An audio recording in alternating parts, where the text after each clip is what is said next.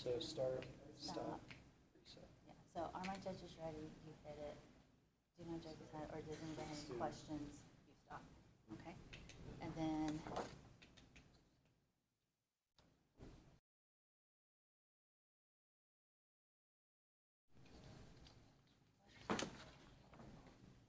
oh, okay, so you get that, so you get, yeah, and then you just find your desk to sit at, so you can write on that, and you will be good.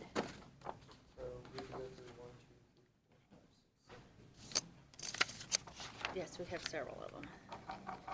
It's a big class. Can you probably go back down to the library and grab like 5 pencils? Would you please? Yeah, just say that.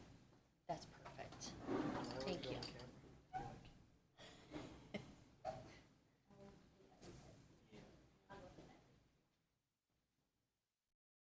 But you can just swap it out with another one.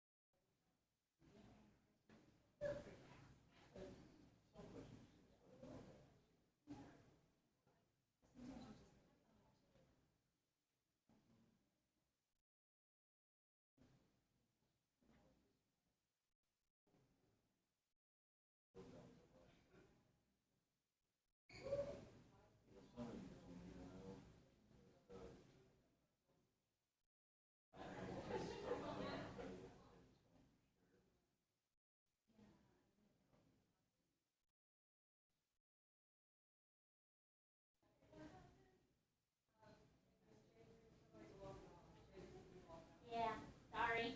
What do we need to I hit his power button and it turned the whole Chromebook off instead of waking it up, and so now we're not on the right page. Okay, I got you.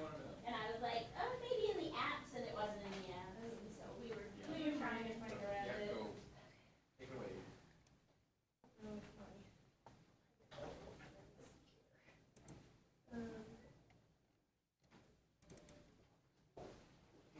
Great. Did someone So help no, with I computers? hope my power button She's woke up, she's in and I here hit right the power now. button and it went, So we're getting there. oh, we went to the app, like, I thought I remembered Andrew telling me something, like, it was the app button. I probably did. No, we never. Like I Because I was like, sometimes, I thought it before that, that's what I had done. I'll find somebody for you.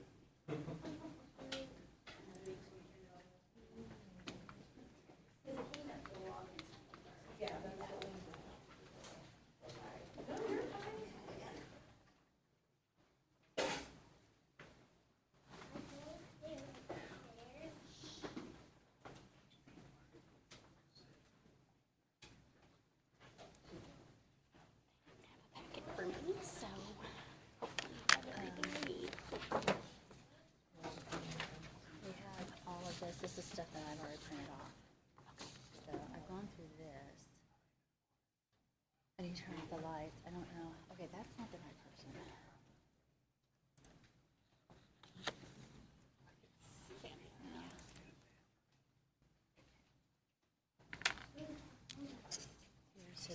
if we don't touch that button, it will turn it off.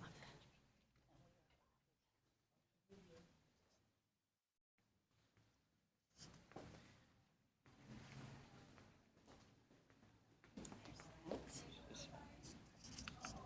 I haven't. Okay. Let me just grab my,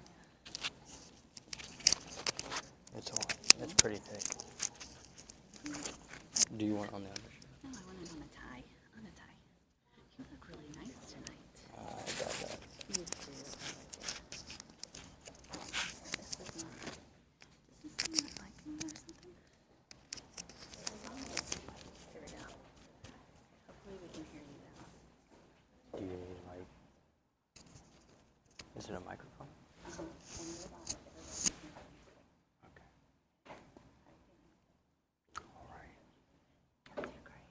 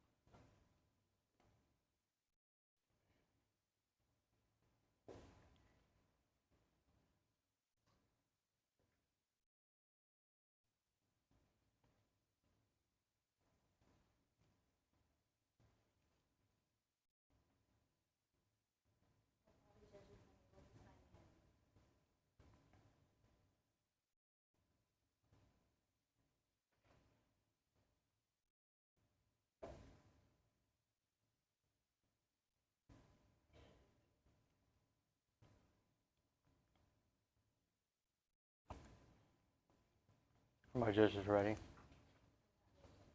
Oh, they're not.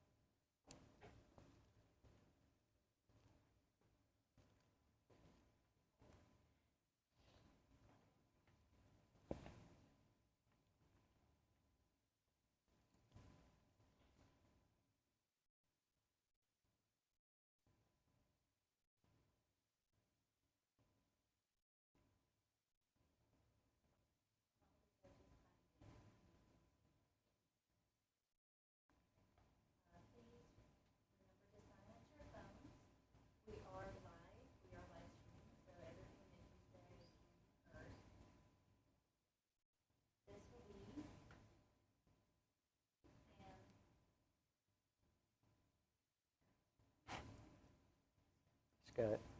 Shooter for the Pass, his session ID number is 2471.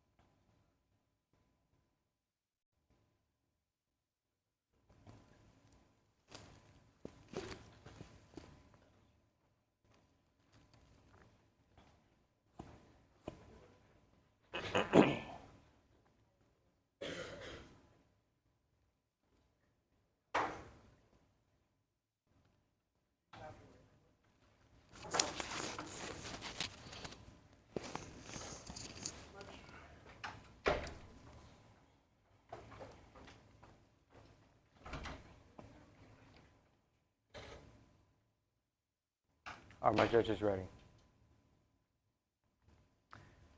Looking through history, have you ever found something that truly amazed you? Something that inspired you to do something more? For me, this was my bow.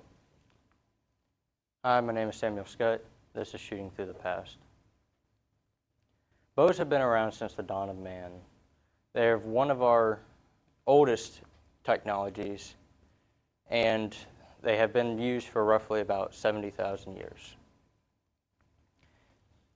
Early primitive civilizations used to use the bows for both hunting and warfare on a day-to-day scale. They used these to gain material and supplies that they might need to survive, such as food or equipment from other tribes. They are also found around the globe. And there's a big difference between each bow that is found in different parts of the world. In Asia, they are a more compact, smaller style. And in Europe, they are a more wooden style, like the longbow. This creates a big difference in what type of bow is played out to be. So I had to make a decision when I made my senior project on what type of bow I wanted to make. I could have made a self bow, like found in Europe and Upper Europe in Denmark and all that. But there's also primitive laminated bows, which take a self bow and apply sinew or horn to the back of them in order to add structural integrity to the bow itself. Now there is modern laminated bows, which is what I decided to base my project off of. Instead of using horn and sinew, they implement the fact of fiberglass or carbon fiber to add the strength to the bow itself. But there's also the compound bow, which is a metal frame that uses cams in order to insert more force into the bow itself. For my project, I decided to make a handcrafted recurve bow. And for my project, I chose it because it was a passion of mine. I've always loved making bows. As a little kid, I used to take small pieces of sticks and implement twine onto them. It was a little 5-pound bow, but to me it was happy. But I also wanted a real bow this time. I wanted something that would shoot a heavy poundage and be able to kill something for hunting purposes.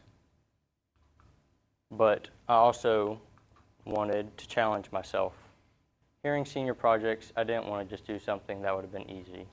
I wanted to challenge myself to do something that I like to do, and in order to do that, I would need to put some skill into making it.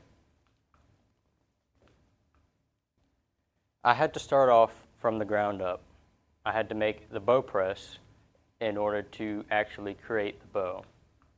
The bow press, I started by taking several plates of plywood and screwing them together in order to be able to cut out my shape that I wanted.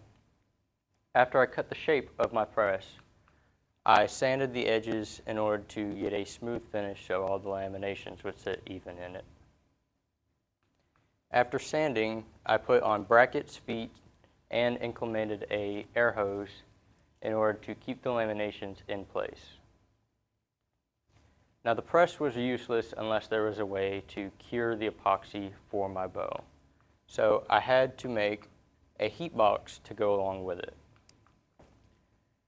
Like the press, I took a bunch of plywood and I made a box. After the box was made, I inserted insulation and I got to try my hand at electrical on my own for one of the first times, which was pretty cool because I had never really done electrical on myself. The last thing was a thermostat in order to keep it at a certain temperature for a certain time. Now that I had the heat box and the bow press done, I could start on my actual bow itself. Starting with the bow, I took my laminations and I prepped them. I took 2 pieces of walnut and maple and glued them together to form my riser, cutting it to shape and shaping it how I wanted to. After I had the riser smooth and finished to where it could fit inside the press nice and neat, I took my laminations and I took epoxy and combined them together, setting them in the press to be able to cure. After they were all put into the press and everything was locked down tight, it went into the box to be cured for the total of 8 hours at 180 degrees. After it came out, it had a bunch of epoxy all on the sides that had dried up that needed to be getting out of there. I took a bandsaw and a sander and sanded it until it was nice and smooth, making the sides as even as possible. I also took and tapered the ends to where they could have a narrower degree. Finishing it off, I shaped the handle with a spindle sander and a rasp until I got the shape that I wanted it. And I had to cut out the handle. Cutting into the shelf proved a bit of a problem for me because I did have some setbacks, but I will talk about that later. And finishing it off, I glued on my nocks and shaped them to size, taking a rasp to make the grooves as well that my string would set in. This is my final product, a handcrafted laminated recurve bow. But no good problem comes without its challenges. For me, the box temperature was one of my problems. The bulbs were not hot enough, and I had to insert more electrical and reroute which way the electric went so that I could put more bulbs in to keep it at a hotter temperature at a shorter amount of time. The string was another big problem for me. While in its simplest form, it don't look like it would be that hard, the string was pretty hard. I had to twist several different strands of twine together at very tight loops in order to make a string that would both be secure and durable. But that was not the hardest problems. Fixing my mistakes was probably the hardest problems that I had to solve. When cutting the shelf, I actually dropped the router and it cut a hole into the shelf itself. Thankfully, this did not affect the structural integrity of the bow, and it was safe. All I had to do was take a patch after taking a chisel and flattening all the sides and the bottom. I glued 2 pieces of scrap, 1 maple and 1 walnut that I had left over. I glued those together and wedged them in there to where they fit nice and snug, and glued them in place so they would not come out. As you can see, there's a piece of antler there on the back that I used to hide the mistake on the front side of the bow. There was a big old square hole from where you could see that the patch was, and I did not like that. So I took a piece of antler that I had scrap laying around, and I sanded it to where it smoothed out, and I laminated it by gluing it onto the back of the bow. Finishing it off, I took some clear coat and clear coated the whole thing in order to be able to keep it nice and strong and scratch free for at least a while. Now that I had the bow done, I put my own mark on it. I took a steel pen and I marked the poundage and the draw weight on the front side of the bow. No problem and no challenge ever comes without its own risk. And you got to learn to fix those risks and mistakes sometimes. For me, this bow is something that I will always cherish and something that I will love forever. I'm glad that I got the opportunity to partake in this senior project, to be able to make something that I truly like and something I will truly enjoy. Thank you. Do my judges have any questions? Why maple and walnut versus Osage orange or some of that nature? So Osage orange does work a lot better when it comes to a self bow, a full wooden piece of wood. Because it is a stronger material and it will keep together, I wanted to keep something that was traditional and would look good on the recurve. The maple, I originally wanted bloodwood, but bloodwood was expensive like Osage orange. So I opted for maple because I was just going to stain bloodwood color. Right. But when I went to the store, I could not find any bloodwood stain that would look good. So I opted for All American, which I think probably turned out twice as good. How do you figure out what your poundage would be on some of this nature? How do you calculate that? Or So there's a draw tree that my mentor has that we put it on, and depending on how far it goes is how much poundage you can actually find in it. interesting. Do my judges have any more questions? Since you made the heat box, do you plan to make another bow in the future? I do plan on making another bow in the future. The heat box and the press were something I had to make for my bow. And thankfully, I was in a situation to where my mentor did not have a recurve press and he needed a bigger box. So he opted to pay for both the price of the box and press, saying that I can still use it in the future if I want to. But that was a big relief for me because I did not have to pay for the price of both the press and box. Now I'm sure in the future I will make another one for personal use, but for now, as I'm just getting started, I'm glad that that is a situation I was able to get in. Now, do you have to soak the wood first where it gets soft? Where you make the bands put in that press? No, sir. The press just does it for you. Yes, sir. So the way the laminated bows are is the only actual solid piece of wood is the maple and walnut in the riser itself. They were 2 blocks of wood that was cut and shaped. The rest I had 2 layers of regular maple laminations, so like a thin piece of maple to put on there. And then the outside, what you see is a bird's eye maple veneer lamination. And then the very outside would be the clear fiberglass, which gives it both its strength and durability. I know I got tons of questions. This is very interesting. The string itself, what type of string is that? So it's like a nylon string Okay. that's been coated in wax. And there, I had to take 5 different strands, a little more than 5 different strands, and I had to twist them together, slowly taking away several strands until it got to the middle part. That's why you can see these tips look a lot thicker compared to the ones in the middle. Thank you. Do my judges have any more questions? Thank you so much.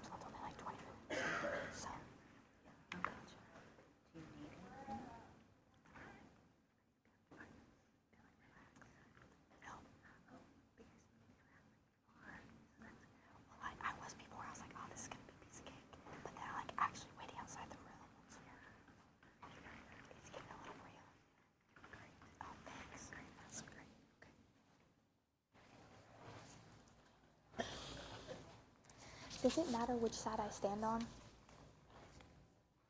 Does it matter which side I stand on? Like when I start? Here's good? Gotcha.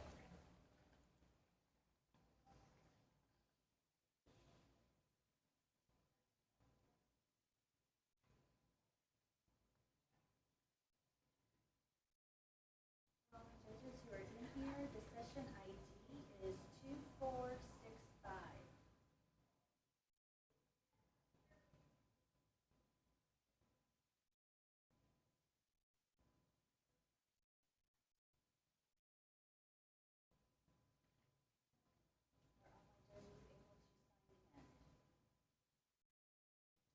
Please remember that this is a live feed, so please turn off your cell phones or silence your cell phones, and everything you say can be heard.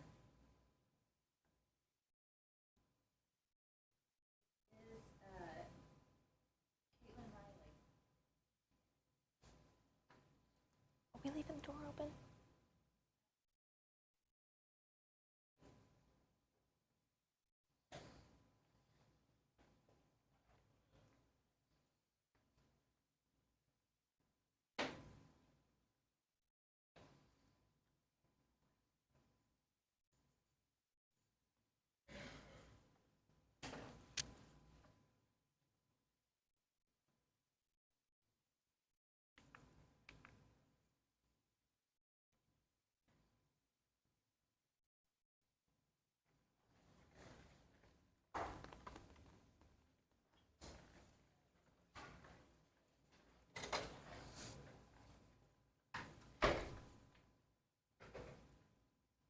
Are my judges ready?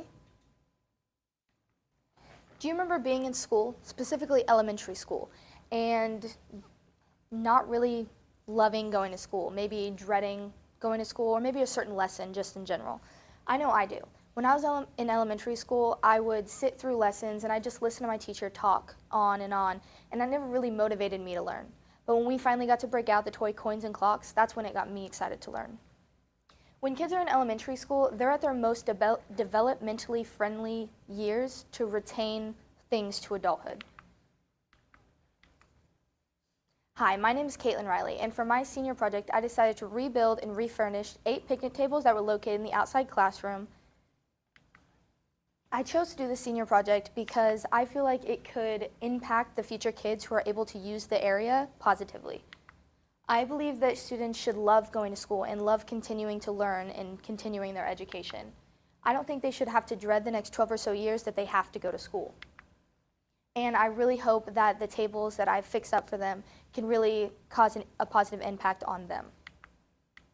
I also chose this project because I love woodworking. I've been in the same industrial shops class with my mentor for the past 4 years.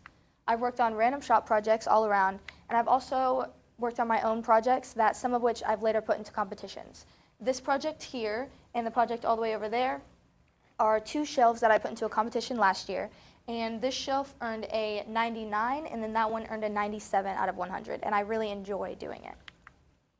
Some people, they don't really know what a learning style is or what accompanies that. A learning style is the way that a person's brain takes in and retains information based on how it's given to them. There was a book published in 1979 called Teaching Through Mobility, Strengths, Concepts, and Practices. This book introduced learning styles in a positive way and showed the positive impact that knowing that students have learning styles and how it can affect the educational environment. When you think about learning styles, there's really a deep history behind it. It started in 334 BC when Aristotle realized that kids had their own special talents and skills, and this is where the idea of learning styles was first created. In the 20th century, especially in college, the method that was really taught was auditory learning. So a professor would stand at the front of the room and he would just talk to his students, and they were expected to learn everything that way. They were expected to take their own notes or just remember everything based on what he said, he or she. And it was thought that when students were failing their tests, they didn't really know the material. But it's proven that this has been false because people can't only learn by auditory learning. In 1987, the most popular theory was created by Neil Fleming. His theory we now call the VARK model, which stands for Visual, Auditory, Reading, and Kinesthetic Learning Styles.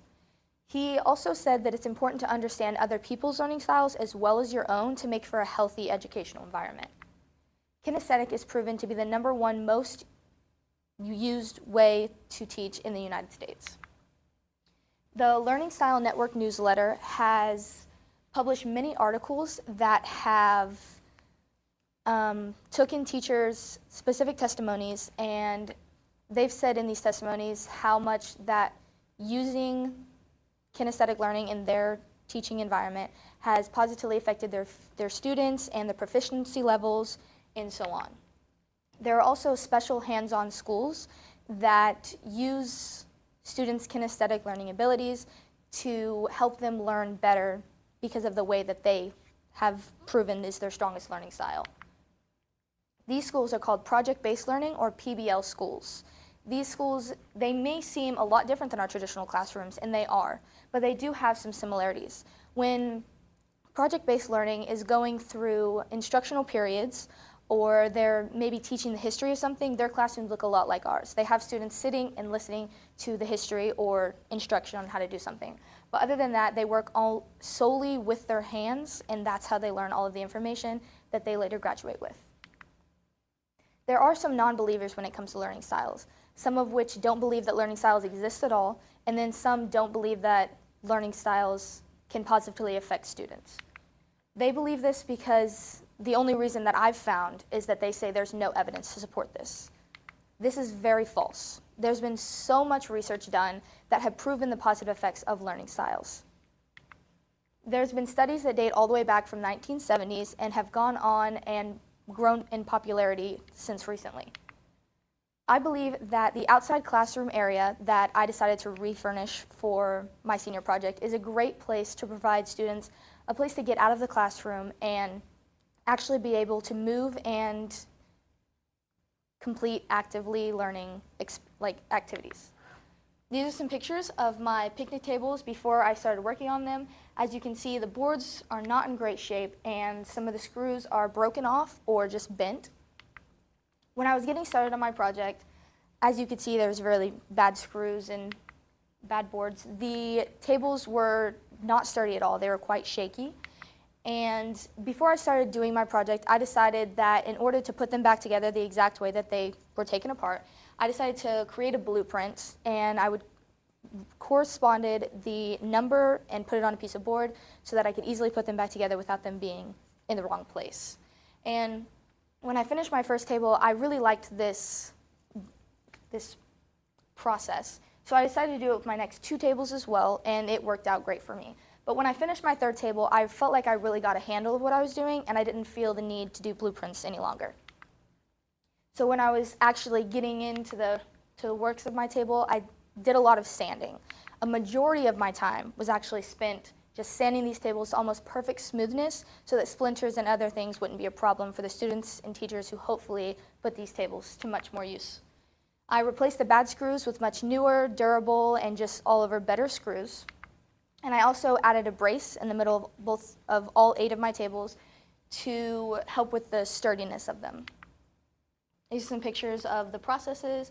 The picture down here and up there are 2 tables that are completely sanded and put back together, and you can kind of see the brace that I added in the middle of the tables.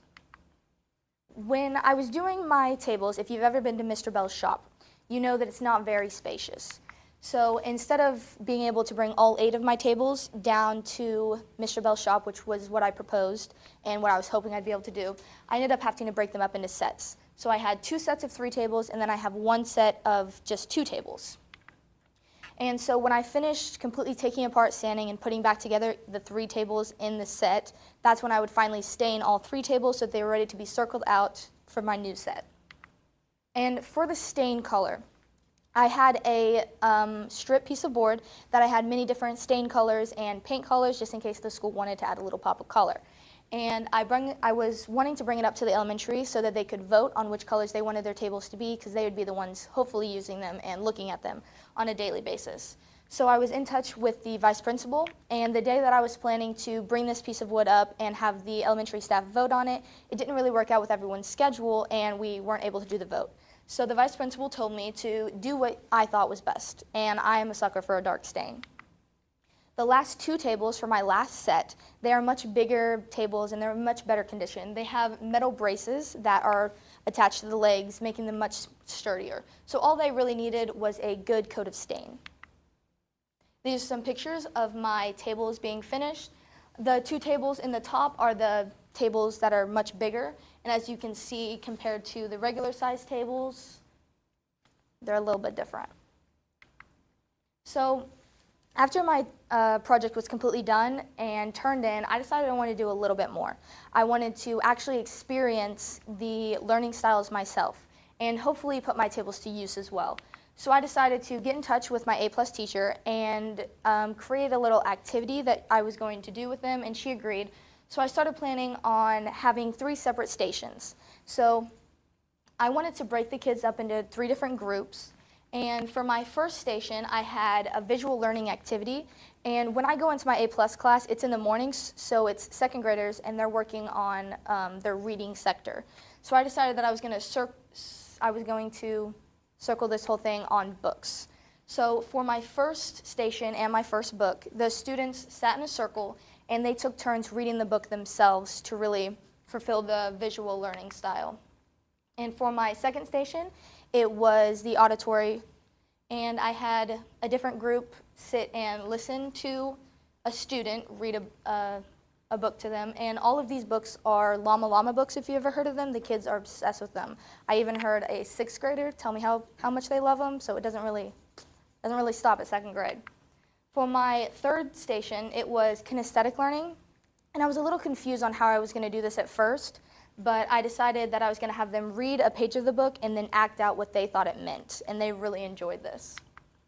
And as you can see, all of these pictures are in the classroom, not outside in the outside classroom where all my picnic tables are. And this is a survey that I created for them to fill out, and it's also labeled outside for a day. But before I started this activity, I explained to the kids how we weren't able to do outside because it had rained quite heavily the night before. And if you've ever been to the elementary playground, you know that when it rains, it floods. And since I did just refurnish 8 picnic tables, I didn't feel like I had the ability to throw together some canoes to get the kids down there in good not wetness. So we decided to do it in the classroom, and it worked out just as well. And these are some pictures of the surveys that I had the kids fill out. And the last question, number 4, it asks if they'd like to learn outside more. And we went through these questions one by one, and I told them on question number 4 we were going to change the question. Since we didn't go outside, we're going to change it to, do you like station learning? Do you like learning and using active activities? And some of them answered this question, and they were like, yes, we love station learning. It was so much fun. Except a few of them, they just said no because it was wet. Back to the first question because they weren't really listening, but that's fine. They still had fun. And if you look at the bottom of each of the surveys, they have a little circle how you feel about learning like this type of thing. And if you can see, they're all big green smiley faces, which is always good. So even though this project was very fun and educational, it did come with its challenges. One of my challenges was that when I'm working on a project for myself, I usually start from scratch and I know all my measurements and I can just put it together how I want to put it together. But seeing as how these tables were already put together by someone else, I didn't know the measurements and they had to be put together a certain way, otherwise they wouldn't really look right, or if you put them together a certain way, they wouldn't stand right at all. So it kind of created a little bit of a problem, but I blew past it. My second problem was with transportation, because I have a small car that can't transport 1 picnic table, let alone the 3 that I had in each set. So the maintenance man graciously volunteered to be able to transport my tables for me when I needed, and this was a very busy time in our school year, so it was a little bit of a struggle, but it worked. Another problem was weather, which I hate to admit, because our English teacher, Miss Wilson, told us a billion times over to rely on snow days, which I did. But what I didn't rely on was 2 weeks worth of snow days all at one time. So this really brought me into my next challenge, which was with time. Because I had completely finished my project the day before it was due, That's when I stained my last table, and this created a lot of stress on me because I was afraid I wasn't going to meet the deadline, but it ended up working out perfectly. So let's help kids get more out of learning than we were able to in school. Let's incorporate more learning style activities when it comes to teaching kids, especially in the earlier years, where they can really get a grasp on how they know that they can learn. Here's my works cited. Thank you. Do my judges have any questions?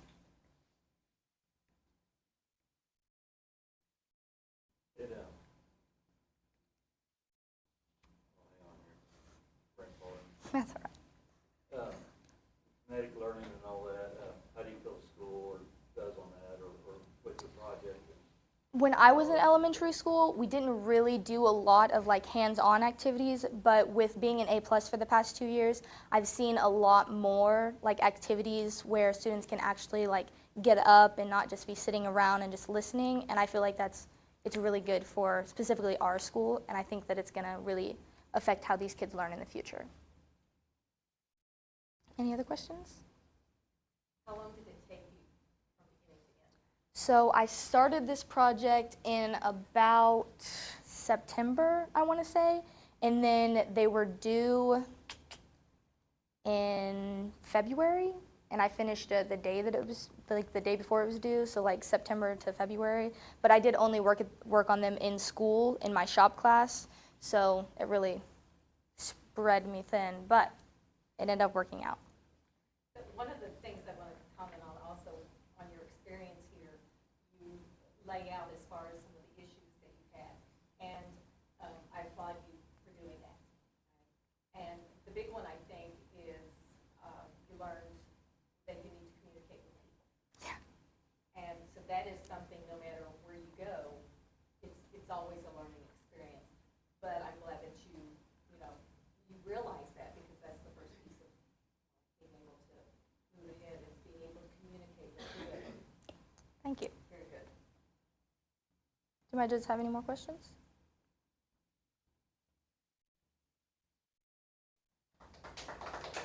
Thank you. Do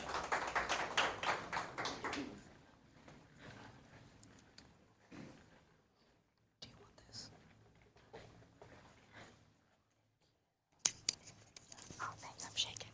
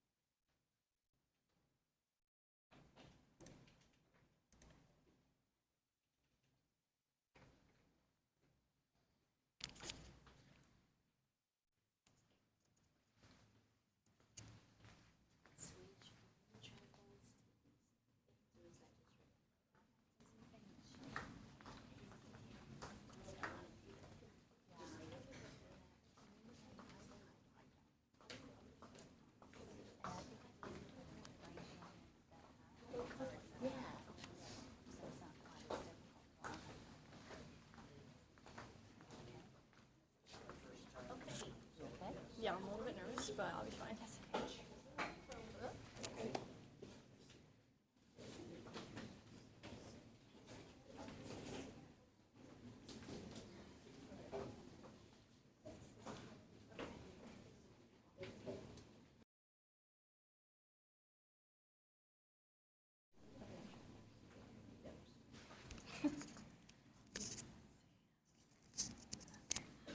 Oops, I'm sorry. No, you're good.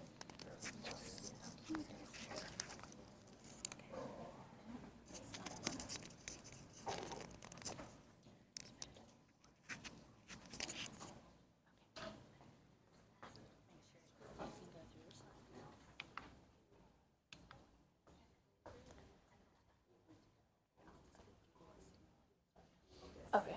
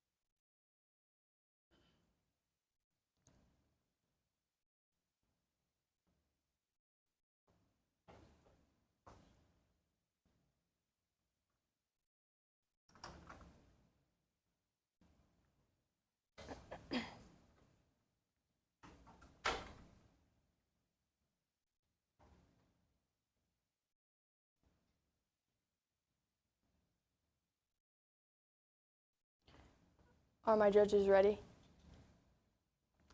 This is Sadie Meyer. Sadie was an average sophomore in high school. She played basketball, had a boyfriend, hung out with friends, just a typical teenage girl until her world was turned upside down on August 25th after being diagnosed with leukemia. My name is Aspen Atwell, and I believe childhood cancer has a major effect on the individual and their family's life. You may be wondering what leukemia is. Leukemia is the most common type of childhood cancer. It develops in the bone marrow and it affects the white blood cells, which are the cells that help fight infection. It is categorized by how fast it develops, so acute, which is sudden and severe, or chronic, which is slower developing, and also by the type of white blood involved, lymphocyte and myelocyte.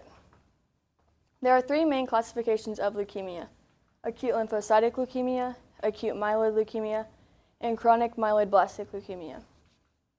The early symptoms of leukemia are usually problems related to the bone marrow, so things such as bleeding and bruising. The child may appear to bruise more easily, recurrent infections, so they may have repeated viral and bacterial infections, bone and joint pain, which is pain from the pressure of the bone marrow being too crowded, abdominal distress, so things such as stomach pain, weight loss, and poor appetite, tiredness, swollen lymph nodes in the arm, neck, chest, and groin, and difficulty breathing. The diagnosis and treatment of leukemia. Before doctors diagnose a patient with leukemia, they will run a number of tests, complete a physical exam, and check the patient's medical history. Some tests are used to find out the exact type of leukemia, while others are used to see if leukemia has invaded any particular organs. Some tests doctors may run are bone marrow aspiration, blood tests, computerized tomography scan, magnetic resonance imaging, x-rays and ultrasounds, lymph node biopsy, and a spinal tap. Doctors will decide what treatment is best based on a child's age, their overall health, the specific type of leukemia they have, how far along the disease is, how well the child can tolerate treatments, the prognosis of the disease, the child's genetics, and also what treatment the family prefers. Some treatment options are chemotherapy, which is strong medication given through an IV,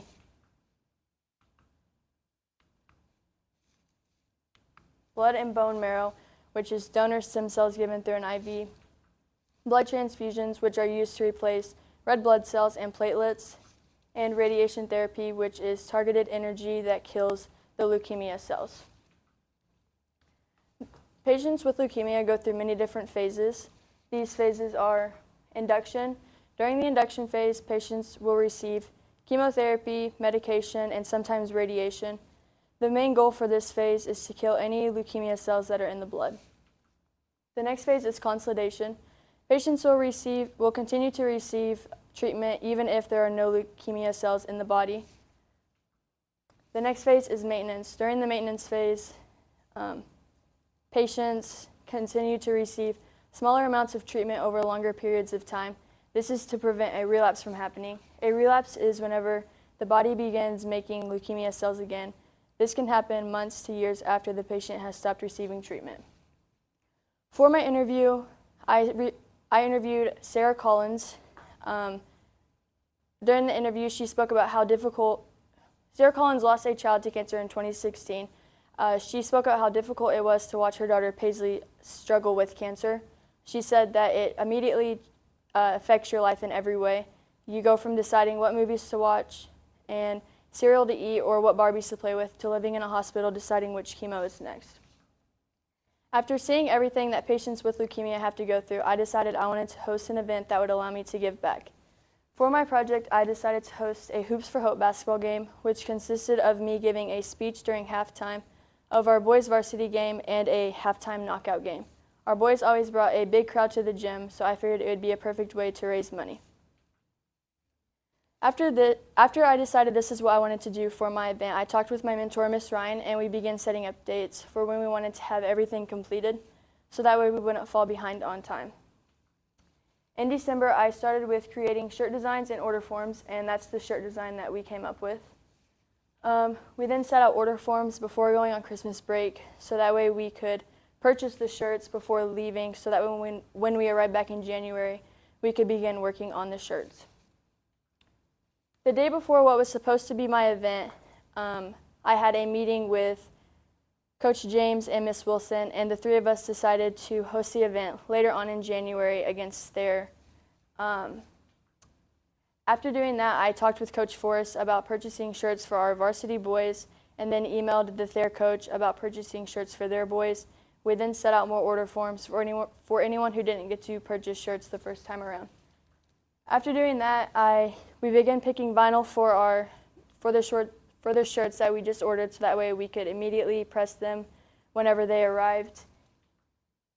And the day before my event, I made this flyer and sent it in to Miss Hayward, so that way we could post about the knockout game and get the word out for it. The day before the event, we also handed out shirt order forms. During my basketball practice, I went into the gym and set up a table and made a poster for the knockout game. And I sold tickets during the JV game. I raised $330 just off the knockout game, and my total profit was $757, which was donated to Arkansas Children's Research Hospital, where Sadie was receiving her treatment. Here's pictures of me picking vinyl and pressing shirts, and there's the shirts when they are finished. And then here's people participating in the knockout game and the boys wearing the shirts before their game. Although I feel like my project went very well, I still struggle with a few different things. Time was a big one. My event was supposed to be hosted on January 5th against Hartville, and we had to change it to January 30th against Thayer because we were so behind on time. After changing my event, I had 8 snow days between then and the day of the event, so weather was another big struggle. This was also my first time doing anything with picking vinyl and pressing shirts, so I did mess up a few times in the beginning, but luckily Miss Ryan ordered extra shirts, so it wasn't a big deal. My main challenge was public speaking. During the last 2 minutes of the first half of the boys' game, I was standing outside the gym freaking out because I was so scared to talk in front of everyone in the gym. But I was able to overcome these things, and I'm very pleased with how my event turned out. Sadie is now in remission after fighting long and hard for many months. She spent almost her entire sophomore year in a hospital. She wasn't able to play basketball and was rarely able to see her friends. When she was able to see them, they both had to wear a mask, and most of the time it was them coming to visit her in the hospital. Sadie is a great example of how much cancer can change your life. Even though she had a positive outcome, it is still a difficult situation for anyone to go through. Thank you. Do my judges have any questions? I do. So as far as the shirts and everything, you said you purchased them. Did you think about maybe having them donated, or were you able to get maybe some individuals or organizations, companies to help donate? No, we just made the forms and we set them out to the elementary and middle school. Every teacher got one in the elementary and middle school. And then we put it in the bulletin for the high school, and that's really the only way that we didn't post anything about them on Facebook or anything like that. Is it something you would do again? Yeah, I really enjoyed my event that I did.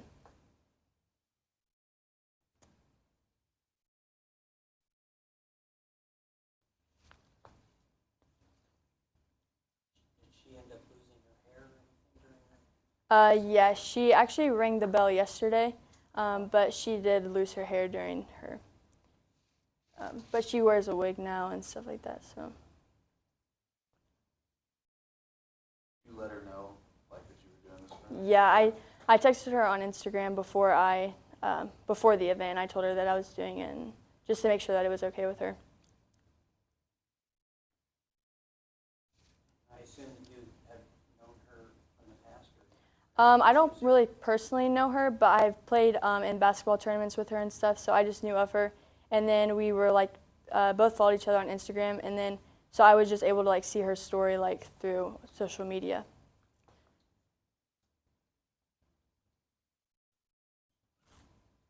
Has it made you close, friends with her now, or how's?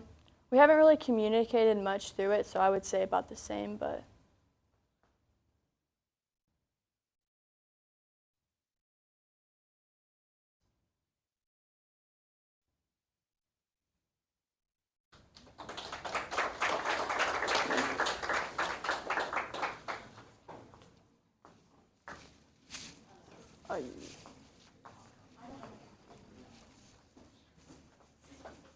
I put the clicker up. Oh, I forgot I had that. Thank you.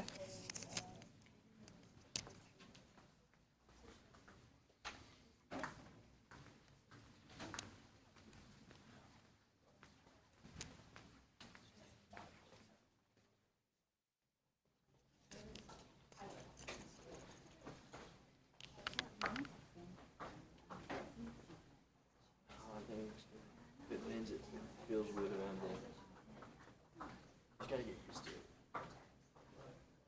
I'll think about it.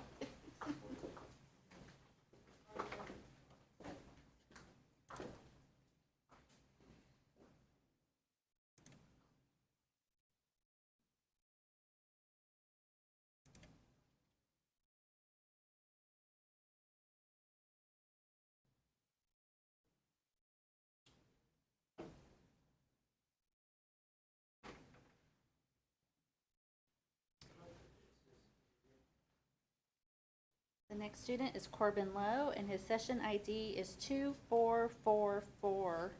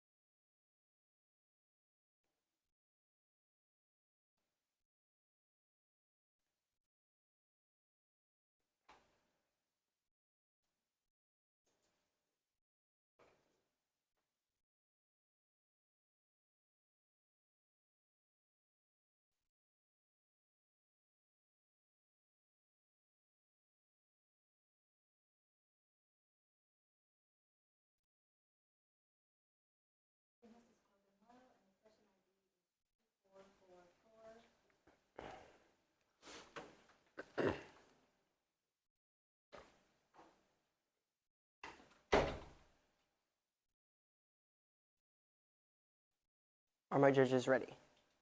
When I was a kid, my brother introduced me to video games. Certain games like Minecraft and Skyrim built my childhood, and they offered me many fun memories with my siblings and my friends. Hello, my name is Corbin Lowe, and I believe video games offer many benefits to the people that play them. Some of these benefits are an increase in cognitive abilities, which is like concentration, an increase in logic and problem-solving skills, an increase to hand-to-eye coordination, and an increase in multitasking abilities. Some people believe video games cause violence. In a study, it was shown that first-person shooter games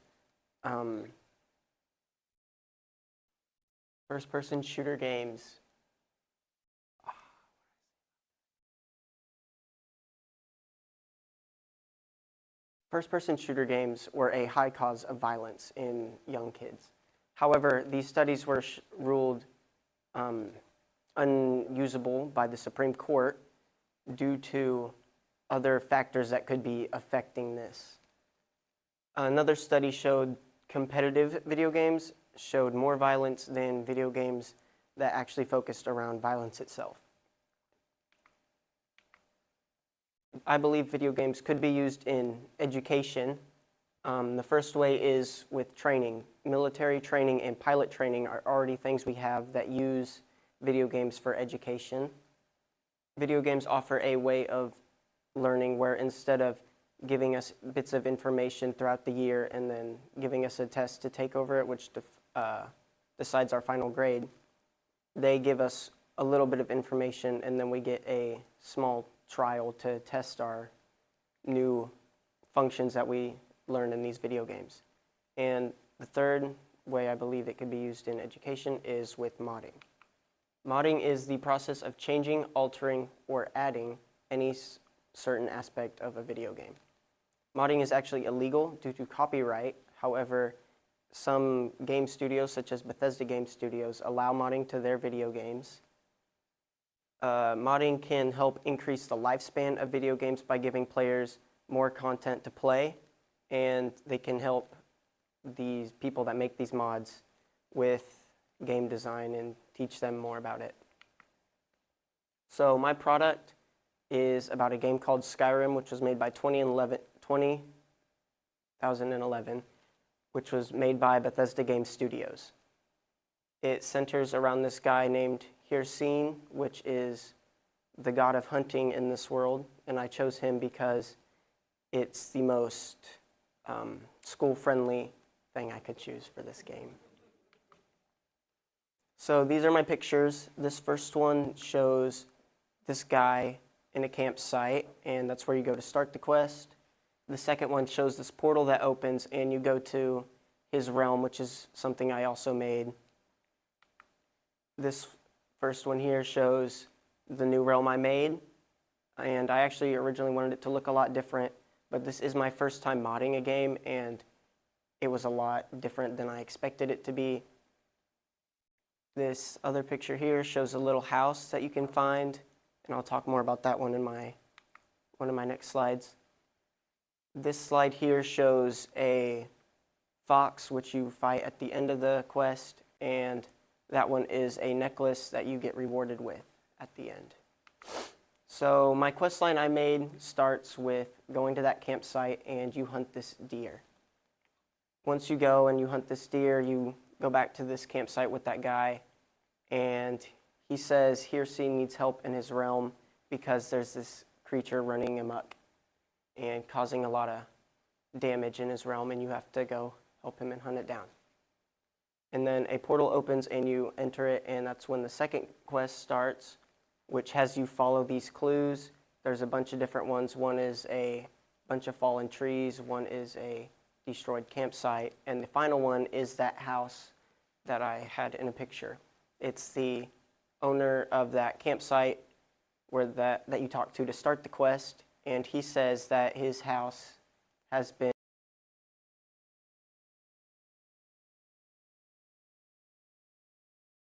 way he saw it run, and you go follow the footsteps and you find this den, and quest 3 starts when you enter the den.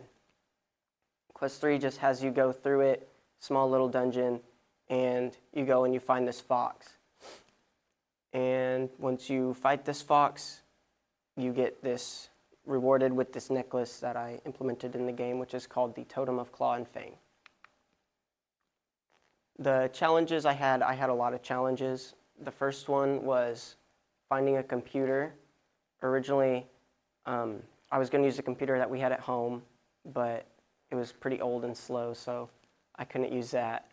And then I talked to my mentor, and he said he would make me a computer, and I thought he meant an actual physical computer, but he was talking about a digital computer using AnyDesk. And then I just asked my sister, and she had a computer for school that I ended up using. My next challenge I had was that I had to buy Skyrim again.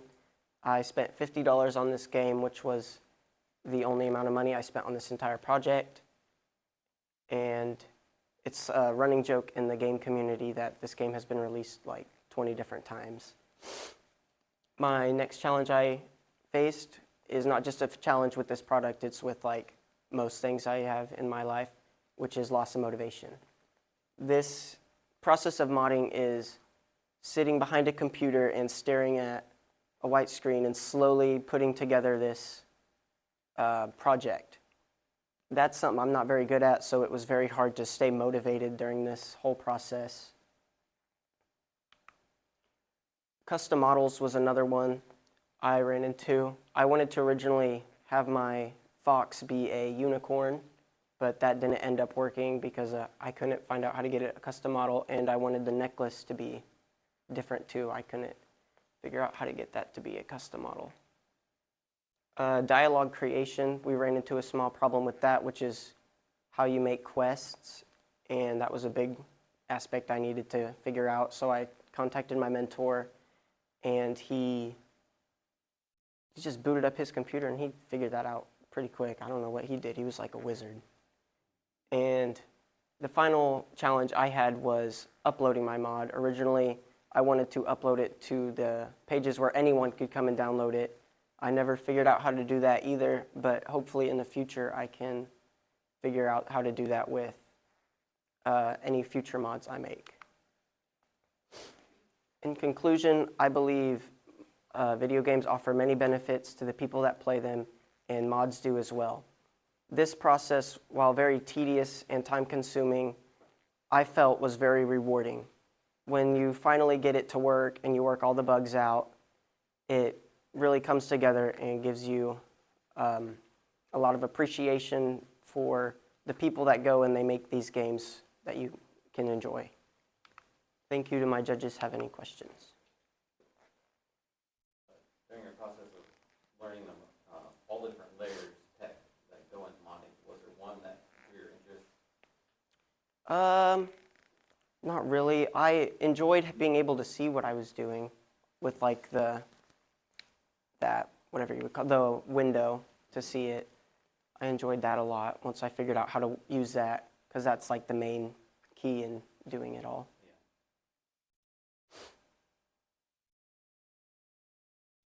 So you don't want to go into coding or programming since you'd have to just sit there. Originally, it was something I thought I would enjoy, but then after doing it, no, I don't think it would be something I would do, just because, yeah, it's not something for me, sitting behind a computer for a long time.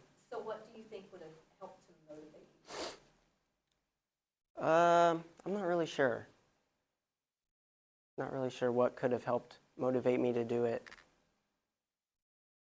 I can't really offer a better. I should know that I'm an HR and training with an aerospace company, and we do the gaming stuff for some of our training and everything. And it seems to be that whenever they have to go through these 2 days of training, they like that stuff better than PowerPoints. So it does have its advantages.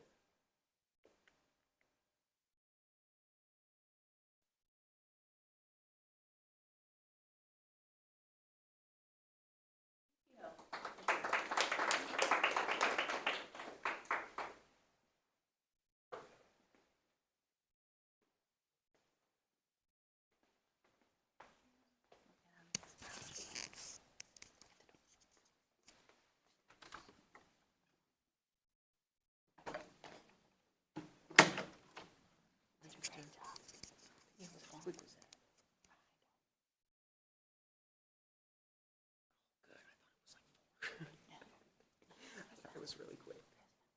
Am I good to go now or?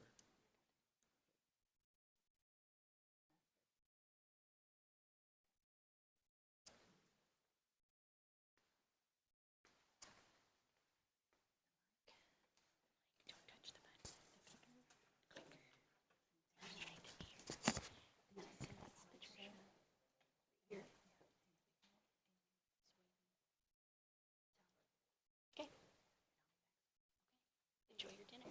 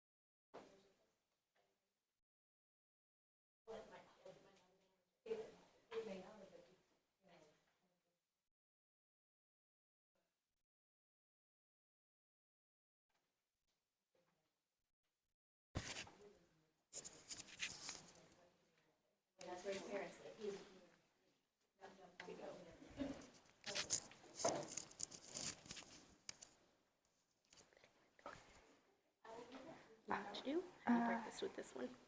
I have not with this one. Okay, I got it. Thank you.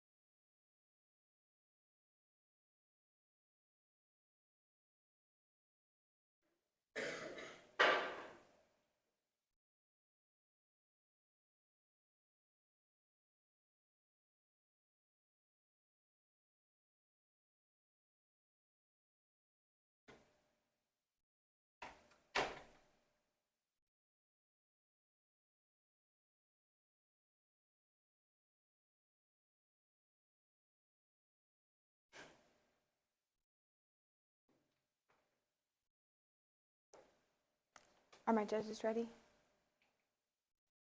Growing up, I've always been interested in being outside with my dad and all of his buddies, wanting to be outside in the shop or just super interested in what they were doing.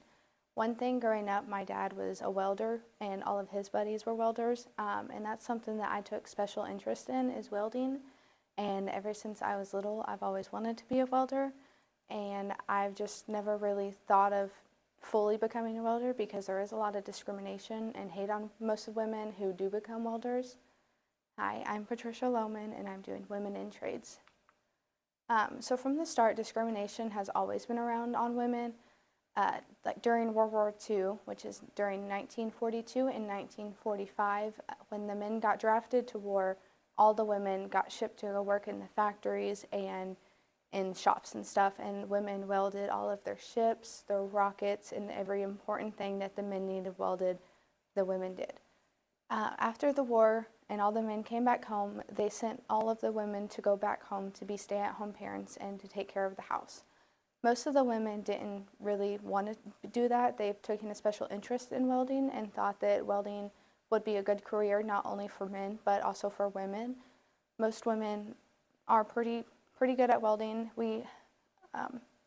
Women fought against not being able to stay at home and wanting to be out in the shop. So harassment is also another thing that comes with the discrimination against women. This is Letty Rodriguez. She started this company in Texas in 2013. She met her friend there and they shared their stories and what happened to the both of them while during working at this place. They worked there for a couple years together. A lot of things that happened to them, they got sexually assaulted, they got picked on by not only their boss but other male coworkers.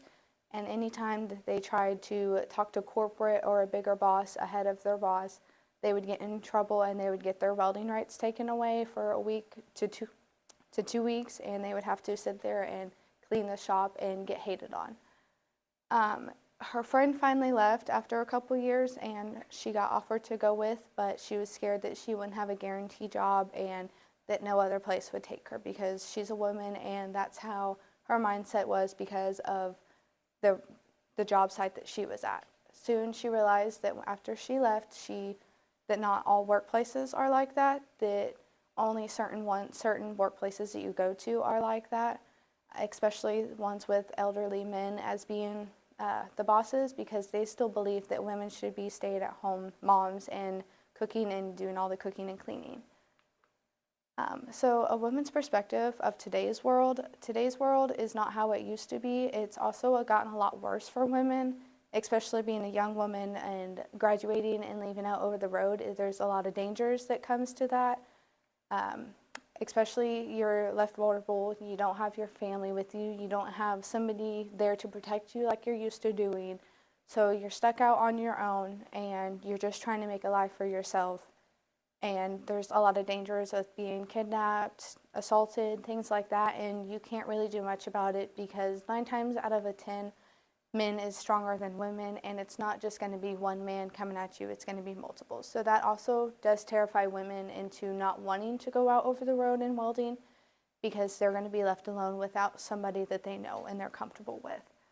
Men also judge women a lot, especially for every little thing that we do. In the shop, I've had my own things happen to me that, this happens a lot not only to women, young women, but also women who are elderly. We get picked on for every little thing, for how our welds look. Our welds could be better than theirs, and they'll still sit there and pick on you for them. They'll also pick on you for your size and just about anything that they do that they see and they don't like, they'll pick on you. Most of the time, men pick on women just because they are jealous that women can either weld better than them or make more money. Most men do not really appreciate women being in the workforce, especially in the trades and working in the shop with them, because they don't want to be overpowered by a woman and they think women should always be lower than them.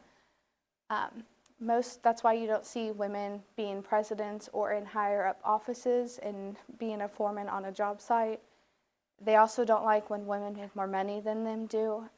They don't really appreciate that. They think that you know, we were made to be practically their slaves, being a stay-at-home mom, cooking, cleaning, raising the kids, dropping everything that we do to help them. So women finally started standing up against that right and finally took action for wanting to do things that we should do, because I believe that trades is not only just for men, but it also should be for women too.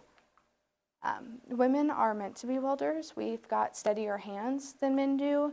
We've also got a longer attention span than men do, so whenever you're sitting there doing your OSHA safety or some type of safety, most of the time, most of the men do not pay attention when it comes to that stuff, and that is why a lot of horseplay happens or a lot of danger or accident happens, and that is 9 times out of the 10 that happens with men.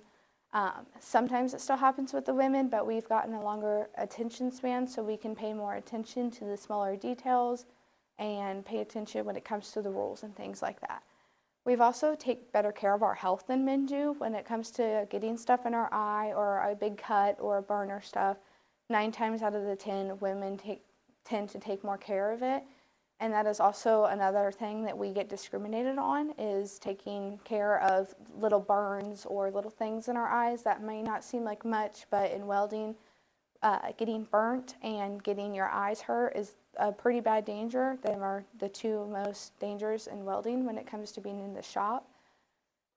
Most women are also small and petite, and that's why newer companies would like women to come work for them more, is because we can fit into smaller spaces that men can't go. And that's why a lot more women, we also have been starting to get paid more than men do to do things like that, because men can't go into small pipes or small caves or things like that. Women can. And another thing with the steadier hands create a better weld, which the more of a better weld you get, the higher pay you get, and the more you have welding jobs. Women can do anything we can put our minds to, whether that's doing a 10K mile run or being in the trades with men. That is why I thought of doing my welding project. I made a 5'5" bear sculpture out of a bunch of scrap metal. I wanted to do this not only to prove to myself that I can do this, but to prove to others that women can do anything that we put our minds to. The process of it wasn't too bad. It did take longer than what I expected, just because I've never done a sculpture or anything like this. I mainly specialize in pipelining, and that's what I'm wanting to do after I graduate high school. So this is kind of out of my comfort zone. I didn't really kind of have an idea of what I wanted to do. All I wanted to do is a bear. So it didn't take too long of a process to do after I got the bottom half of the bear done and after I got the blueprint done and everything cut out and everything. And that is what took the longest time, is to getting everything cut out and sawed down so that way nobody could cut themselves on any sharp objects on it. My struggles on this was cutting the pieces out. I had to cut hair pieces out for the bear, and I had to cut 200 something odd hair pieces out, and I couldn't use a torch cutter because the metal was so thin, it'll just melted it and made the edges not the best looking. So I had to hand cut each little hair piece, and then we had to dull the edges down so that way nobody could cut themselves on them. We also had to cut a bunch of metal and measure everything. And the welder also, it's a DC welder, which a DC welder doesn't use gas or oxygen, so that's something that I'm not used to doing. I'm used to using an AC welder, which has gas and oxygen, and so that took me some time adjusting to it. And on the thinner pieces, I had to strike it up, let the puddle get all red, and then let it die down a little bit and strike it back up. And that took a little bit just to kind of adjust to that and getting used to that. And then for the bear body, the bottom piece of it was what took the longest, just because that is the structure of it. And we wanted to make sure the bear just wouldn't tumble down whenever we finished it. And, and then the shoulders and the hips and stuff, we used propane tanks. The face, we used a helium tank. And most of the metal was scrapped by Coulter's Heating and Air Cooling here in Willow. And then some of the stuff we just had laying around the house, just extra junk that we've collected. And then the sign I had to create a saddle for on the structure of the bear itself, so that way it would kind of sit at an angle. And then I designed the print and then cut it out on a plasma cutter at my Votech school that I go to in West Plains. And then the rest of the bear, after I got the bottom half of it done, it was smooth sailing after that, just because I knew my structure was good and it was all stable and everything else. I knew exactly what we wanted to do after that point. And that is why I believe that women belong in trades. Do my judges have any questions? Yes, ma'am. I have a couple. Yes. Have you, because you are going to, is it North Dakota? Yes, ma'am.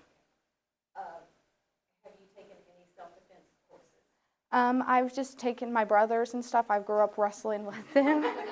So I'm kind of used to wrestling around. And Well, I would highly recommend yes, ma'am. that you get with a law enforcement agency that does that and do that so that you Yes. are Yeah. protecting yourself. I've got a buddy in the military, and he's taught me a bunch of the tricks whenever he comes home from the military. So he's kind of teaching me here and there. You're on it. Yes, ma'am.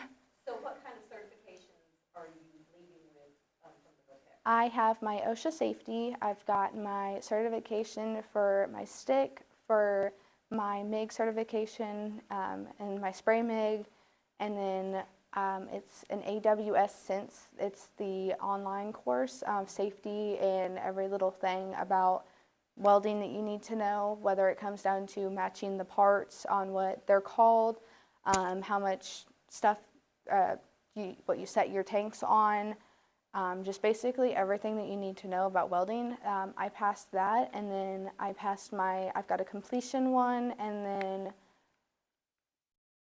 I think that's it, because I didn't have time to do my TIG welding, but if I wanted to, I could always go to a trade school and do my TIG welding.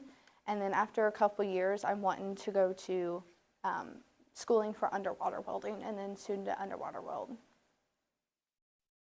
Where's the bear? My bear's at home. Yeah. It was raining and stuff, so she said just not to worry about it too much, just because she didn't want to drag everybody out there in the rain and stuff, so. Yes, ma'am. I think it was my spray MIG, probably, just because it was the hottest, and the heat bothers me. Yeah, I'm in welding and it's gonna be hot, but I burnt myself a lot, and that was just something, it's a lot faster whenever you weld on it, and I'm more of a take it slow to learn, and that's just a process that you have to go straight into and weld straight fast with it. So that was the more tricky one for me. Yes, sir. You talked about using gas in your project. Yeah. So you use GMOL? Yeah. The gases that you usually use acetylene or argon is what we usually use in the shop in West Plains. And that's usually what I weld with in the West Plains one. I've never used a DC welder before my welding project, so that's something that I kind of had to adjust to, and it wouldn't seem like it's that much different, but it is a very much big difference. So which process did you use? I used the DC process, which I had to strike it up and then let the puddle get red and then strike it up again, just because most of the metal that I used was really thin metal. So on the pieces that I used for like the hips right here and stuff, I could weld that because that was more of a thicker metal. And on the inside of the leg here, there's also another pipe on the inside of it, and it was a little bit more thicker, so that I could just weld and keep welding straight on. But most of the metal, like this metal right here, because that's a little bit of a thinner, or down on the feet and stuff, and then the hands and stuff was a lot thinner metal, so we had to strike it up, let the puddle get red, let it die down a little bit, and strike it back up, just so that way, that's a trick that my dad taught me, that he learned while he was a welder, and it's just an easier trick so that way you don't burn through your metal, especially because it's thinner and it's a lot easier to melt through. Do you have data, or did you find in your research, did you find the data that says that you I found that in an article, don't remember which one, but I think it's women in the workplace. I do believe it is, and then either that one or that one. There's a couple different articles that I found it on. Plus, that is another thing that my teacher has taught me. He's taught me a lot of facts about women in welding and how we make great welders, and that's something that he's always said, and I've always been told that also. And we found it on a research paper that we did in welding class over women in welding and then men in welding too, and the differences between them two. I think it's in a textbook. I could be wrong, but I think that's where we read it, or in like a thick journal notebook is when he printed off the papers. It was in there. With the certifications you have, are you ready to, can you go right into a job Yes. right now? After I graduate, I'm going up to North Dakota to go work on the oil I know you rigs. said that. I didn't know if you had to do more once you got there. Nope, I got all of my certifications. We graduated yesterday from our welding class, so I got all of my certifications with that, and that just makes it to where I can go straight into a welding job. Were you the only female in your welding class? Yes, ma'am. Last year, there was another girl in there from Bakersfield, and we got really close, and we kind of buddied up together because we kind of were going through the same things with the boys. But this year, I earned the boys' respect a lot, especially proving to them that I'm not only a good welder, but I'm good with the knowledge of it. And a lot of the first years, I taught them and kind of explained more to them how to take apart a welder, how everything works, the names of the things and stuff like that. So that's also, I learned a lot of my respect for that. And this year, I am the only female in there. So So I do have another question. The Bears 5'5"? yes, ma'am. And I know you're not 5'5". No, no, no. I'm nowhere near that either. Yeah. But, so how did you, was it difficult reaching up or? It was a little bit. I had to stand on my tiptoes or something, like a milk crate is what we used. Milk crate? Yes, Not ma'am. safety. No, that is definitely against OSHA safety, but that's something that I kind of just, I didn't have a step stool around the house, so I just used the milk crate, so, but yeah.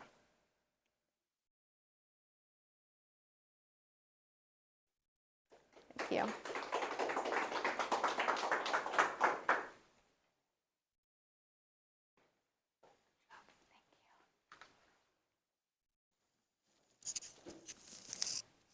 Thank you.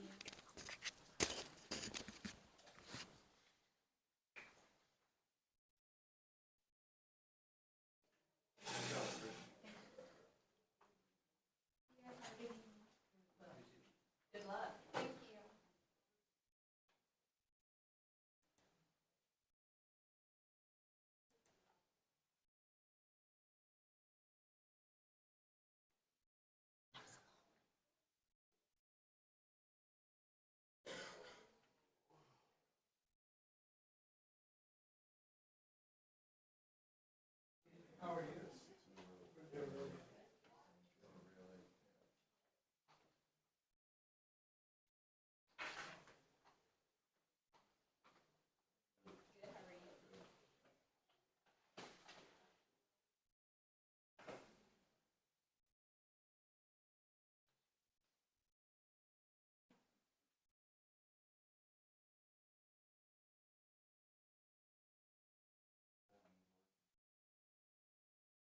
Have fun.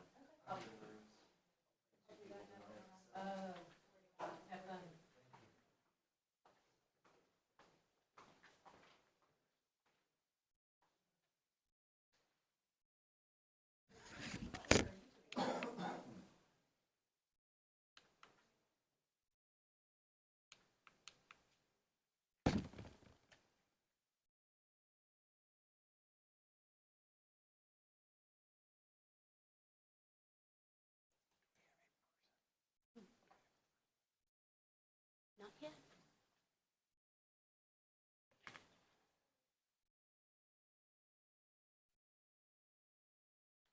Say hi. I guess that's part of this lecture. That's what pops up. It's supposed to be Ashley Ledbetter, but stuff is. She's here.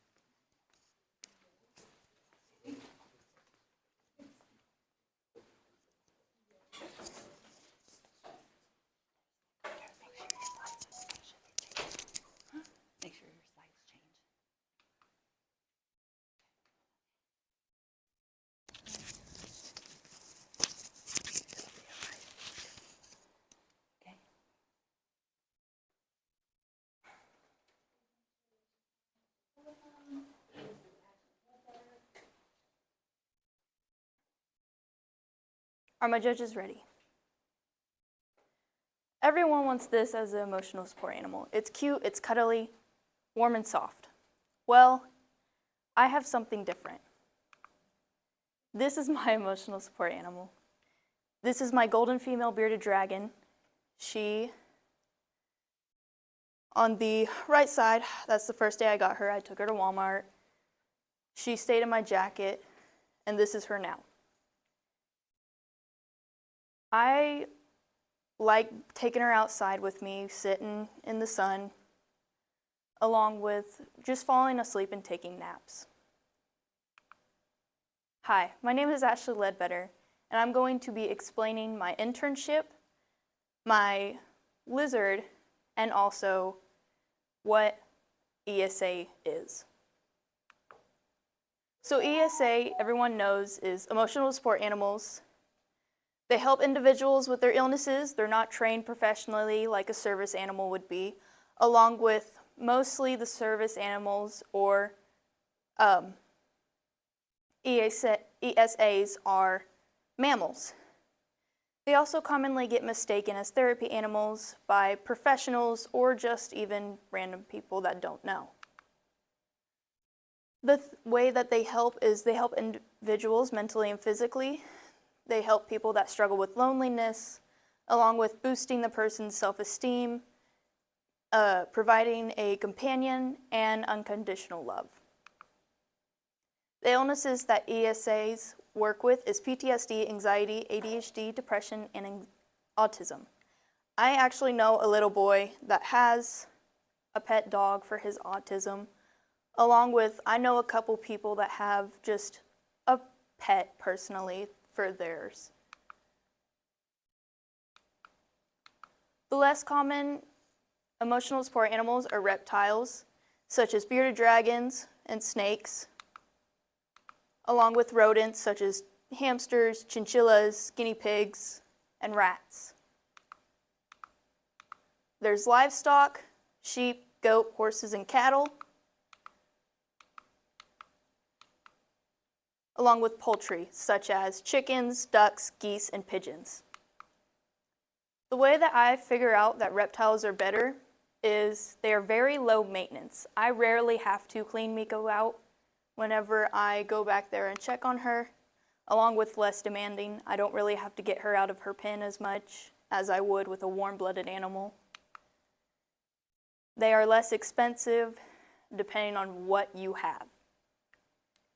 Miko and my leopard gecko are not really expensive, but say you go and get a ball python or a red-tail boa, they would be more expensive because they get larger. They're also small space friendly, along with being fun to watch and care for, and you form a different kind of bond. The bond that you form with lizards or reptiles, you have to gain their trust before you actually try working with them. I worked at Fishland for an internship. I helped fed the animals along with cleaning the pens, cleaning around the store, watering the animals, checking on our breeding animals that we had in the back, such as mice, gerbils, fish, and up in there where the potato wedges are waxworms and millworms. I had to help customers even though the store was busy. Some of my challenges is having time with my mentor. During this time I was working there. My mentor, Malachi, he was either off because it was important or it was hunting season. I had a busy schedule. I had to obviously go to school along with going to the gym with my friends, going home and working with my mom and dad on the farm, and along with any extracurricular things like choir. I had to work on my communication skills because before this, I didn't want to talk to strangers. Strangers creep me out. Now I can go up to a stranger, and if they have any questions about the store, I can right off the bat tell them. I had to get over my fears. Obviously, one of my fears had to be snakes and spiders. I actually got over it by holding this Blue-Eyed Lucy, along with helping other people get out the snakes, get out tarantulas, and etc. I had to help quarantine the animals and set up new cages for them, along with checking on the animals while the store was busy. Obviously, I was trying to get a couple cages in the back after I got done washing them, putting them up, getting shavings in them, and I'd occasionally have people stop me and ask questions. The reason I chose this is because I know a couple people that are allergic to mammals, along with having a fear of them. I have actually done about 3 research projects over emotional support animals, along with service animals. I wanted to learn more about reptiles because since I was 10, I got my first leopard gecko, and I didn't know anything. I wanted to go to Fishland because it was a safe space for me. I knew I could ask questions and get the answers that I needed. Some of the things right down here, this one I think is a Metallica pink toad, and this one is a curly-haired. This is some of our breeding mice that I had to go and check on, made sure they had food, water, make sure that they didn't hurt any of the babies. I was checking on some of our baby leopard geckos, along with getting out a snake for someone. This is my female leopard gecko. The first day I got her, her first clean pen, which is a 20-gallon pen. Her name is Miko, along with my male, which is named Bubba. He is a brown, and his pattern is diamonds. She has the regular stripe. Thank you. Do my judges have any questions? What do you feed them? So the stuff that I feed them, I actually have it with me. I feed her occasionally waxworms, mealworms, along with this I just got. So I'm going to be trying this along with more vegetables for her diet. And I get this thing that looks almost like kibble, but it's called juvenile dragon food. Their like life expectancy? About maybe 10, 15 years.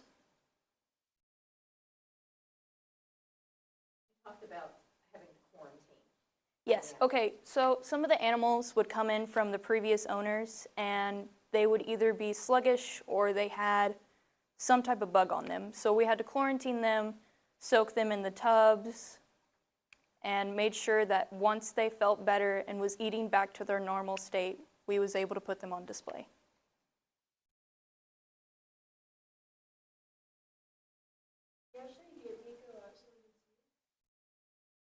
She played in the dirt. While I was sitting out there, she decided to play in the dirt in her water bowl. I would get her out, but this is not mine.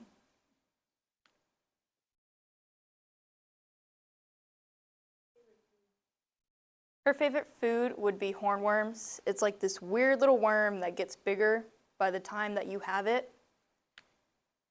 And she absolutely loves it. I only give her 2 about every other day. It's not good for their diet because it can give them the runs. So the hornworms is the same hornworms? Yes. It started a business. Actually, she is one of my females, well, my only female, but I'm going to take her and my male, and I'm going to breed them both. I am actually preparing her for breeding by using my calcium, such as the vitamins, the actual calcium spray, and regular powdered reptile calcium. How do you think that working at Fishland has helped you kind of be able to communicate and with strangers? Sorry. So before, I actually did like this summer work program at Town and Country, and at the beginning I was kind of offish, telling my friends, hey, go talk to the person, maybe they need help. I'll stick to maybe just cleaning or restocking the shelves. But at Fishland, Malachi and Brandon got me out of my shell, made jokes with me, we laughed, and then after that, I was able to talk to strangers, and someone actually came up and asked me what would be a good pen for a hamster. And what the pen she is in right now, this is not her pen, but something like this with the wired top, the regular glass bottom would be great, along with shavings.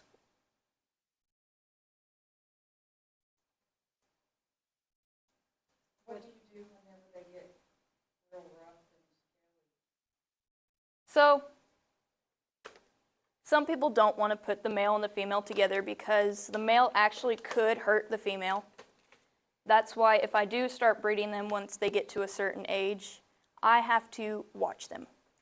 I don't want anything to happen along with potential limbs getting ripped, chewed off, or an eye getting gouged out, along with cuts. But they're too small to fit in the bucket that I have for them, which used to be this. That's when they was about this big. But now I have to put them in the bathtub, and I use my electrolyte soak. And so if they do drink it, it's not going to hurt them.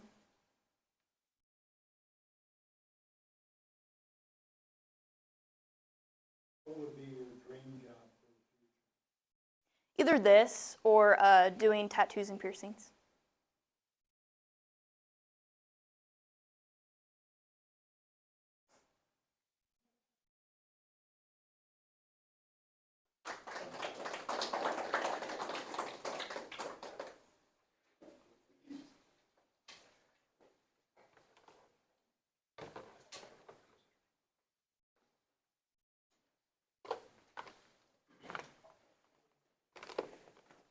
She played in the dirt. I mean, if she wasn't so dirty, she was so clean before, and now she got in her water dish, played around in the water. I was like, it's cold, what are you doing? She keeps playing in it, goes back in there, gets covered in dirt, comes back, plays in it again, throws the water on her back. We put her in the bathtub and we put the other one in there with her, and they will just swim around and take and play and have fun.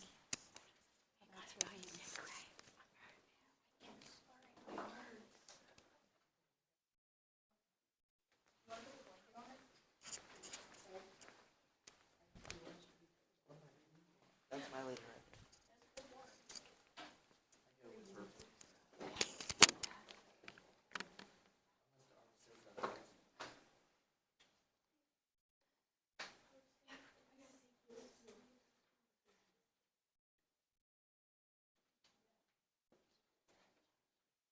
Have a good evening. You Thank you for too. your help.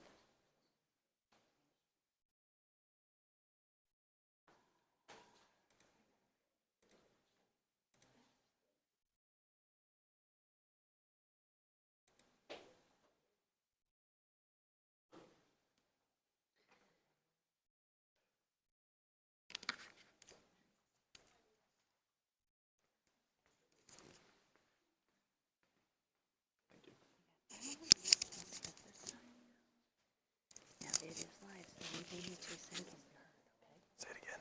It is live, so anything you say can be heard. Yeah, okay. Okay? Nice. Do you need anything? I don't think so. Check your slides.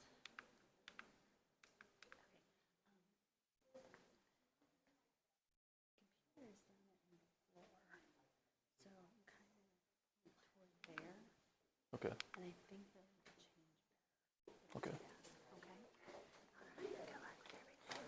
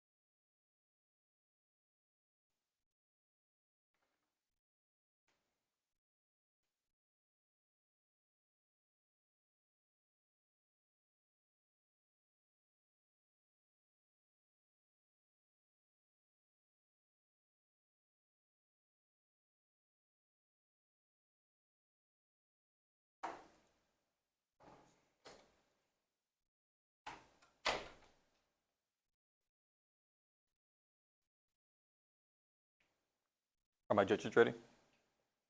Ever since I was a little kid, I have known that music has impacted me immensely. For example, whenever I was around 8 or 9, I'd be playing Mario on the Wii, and I'd have a lot of fun playing, but then one day my parents asked me if I can turn it down because they were trying to do some work, and I turned it down as I should, and I just didn't enjoy the game as much. At the time, I didn't really understand why, but looking back, it's because I enjoyed the music that went along with the game, and I thought it enhanced the game, made it more fun, and this stayed true for a lot of my life. Throughout school and with work, if I could listen to music while I was doing something, I thought I did that thing better. And I wouldn't know if this was true for other people. And so my name is Clayton Wake, and I believe that music has an immense impact on the brain and the body. To start with, we'll talk about the brain. As many people know, you can use music for, if you're ever in a bad mood, to really bring your focus away from whatever is upsetting you. If you're mad or sad, music can bring you out of that state. And funnily enough, music can also be used to bring your focus to whatever's in front of you. If you're trying to do work, you can listen to music, it'll drown out all the background noise, and you can focus on exactly what you're doing. Music also has an impact on your mood. If you're watching a horror movie, they're going to have suspenseful music playing. And that's going to cause your heart rate to increase, and because of that, all of your senses are going to be heightened. So whenever that jump scare happens, it jump scares you, you get scared from it. If you watch that exact same movie scene without that music playing, it would not scare you at all. It looks silly to you almost. And I thought all this was super interesting, and I wouldn't know what exactly was active in the brain when listening to music. As it turns out, the entire brain is active in some way, but there's 3 main parts that are. The first being the hippocampus, which is here in the middle. And that's where we believe your memories are stored. It's kind of hard to pinpoint that. That's where the general idea is. That's more of your memory center. And then you have the cerebellum, which is your balance center. It's what keeps you upright. And then there's the cerebellar vermis. And if you took this brain and you flipped it this way, it'd be almost the spine of it. And that's the cerebellar vermis, and it's attached to the cerebellum. So it's part of your balance center, but it's more of your balance when you're walking. And I thought that the hippocampus, the memory center, made sense to be really active. I know I have many music like genres, like country songs, reminded me of my dad. And I know a lot of other people have that exact same experience. But the balance and walking center being one of the most active parts of the brain did not make much sense to me. So I looked into it, and it turns out music has a lot of almost physical effects to it. So going back to the walking, if you're in a grocery store and you're just buying groceries, if there's any music playing over the loudspeaker, you're going to almost want to march to it. Your brain automatically makes your footsteps want to go in line with the beat of the music. And runners can actually use this to their advantage. Runners have this thing called the running cadence, which is the milliseconds in between every footstep that hits the ground, and they want to keep this constant to have a good running score. And many runners have used music to allow them to hit their foot hit the ground at the same time of the music that they're playing. If they didn't have music playing, then they'd start to slow down because they're getting tired, and they wouldn't really realize it. And the music, they can hear exactly how fast they're supposed to be going, and if they slow down, they'll know it. And you can also use music for exercise. If you're, again, as we said, music can bring your focus to or away from something. If you're working out, you're going to be focused on how tired you are at the time, and you're going to want to not work out as much because you're tired. And music, you can listen to the music, and your focus will be brought to the music that you're listening to, and you can work out for a lot longer, and it'll be a lot more of an enjoyable workout. And I thought that all this was super interesting, and when I was picking my senior project, I knew I wanted to do something that had to do with music. I wasn't quite sure what it was yet, but I also knew I wanted to be something that I'd use after school. So I didn't want to have a project that I'd do the senior year and then never look at again. I want to be something I could use. So I decided I wanted to learn how to write and produce music. So to start with, I had to start writing a song. And at the beginning, it was really hard to decide exactly what I wanted it to sound like. I went through a lot of different ideas, and I finally decided on one simple guitar riff that I could play for most of the entire song. Next, I had to decide what other instruments I was going to use. So I decided I wanted to have guitar for both lead and rhythm. I wanted to have bass guitar, and I wanted drums. And bass I knew was going to be pretty simple to do, but drums I wasn't quite sure of. And my original plan was to record drums acoustically and me actually play them, but it turns out that is extremely expensive and hard to do. So instead I opted in for using the program that I used. They have a drum built in that you can customly input exactly what you want to play. So that's what I used for it. So at this point I had just about everything written in my head. I needed to decide what I wanted the song to be about. And again, I went through many different ideas, but eventually I decided on the idea of optimistic nihilism. And to be brief, that is where, so if we cut it into two parts, you have optimistic, which is where you see the good side of life first, you don't see the bad, you want to see the good first.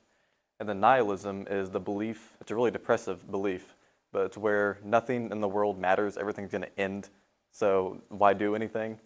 So if you put those together, you get the idea of nothing matters, so why not do something? It doesn't matter if people care, if they stare at you, why not do it? And I thought that was a super inspiring idea. I decided I want my song to be about that. And mixing that into the song really was not that hard to do. The verse, in my head at least, already sounded pretty mysterious, and that could pair well with the nihilism bit. And then I wanted to build up into the chorus, which would be a lot more upbeat, and that paired very well with the optimistic bit.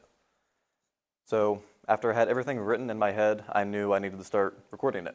And I decided I was going to use the program GarageBand to actually record. And GarageBand is free with any Apple device. If you have an iPhone, you've probably seen it on it. But I needed to get the computer version for specific things that I needed.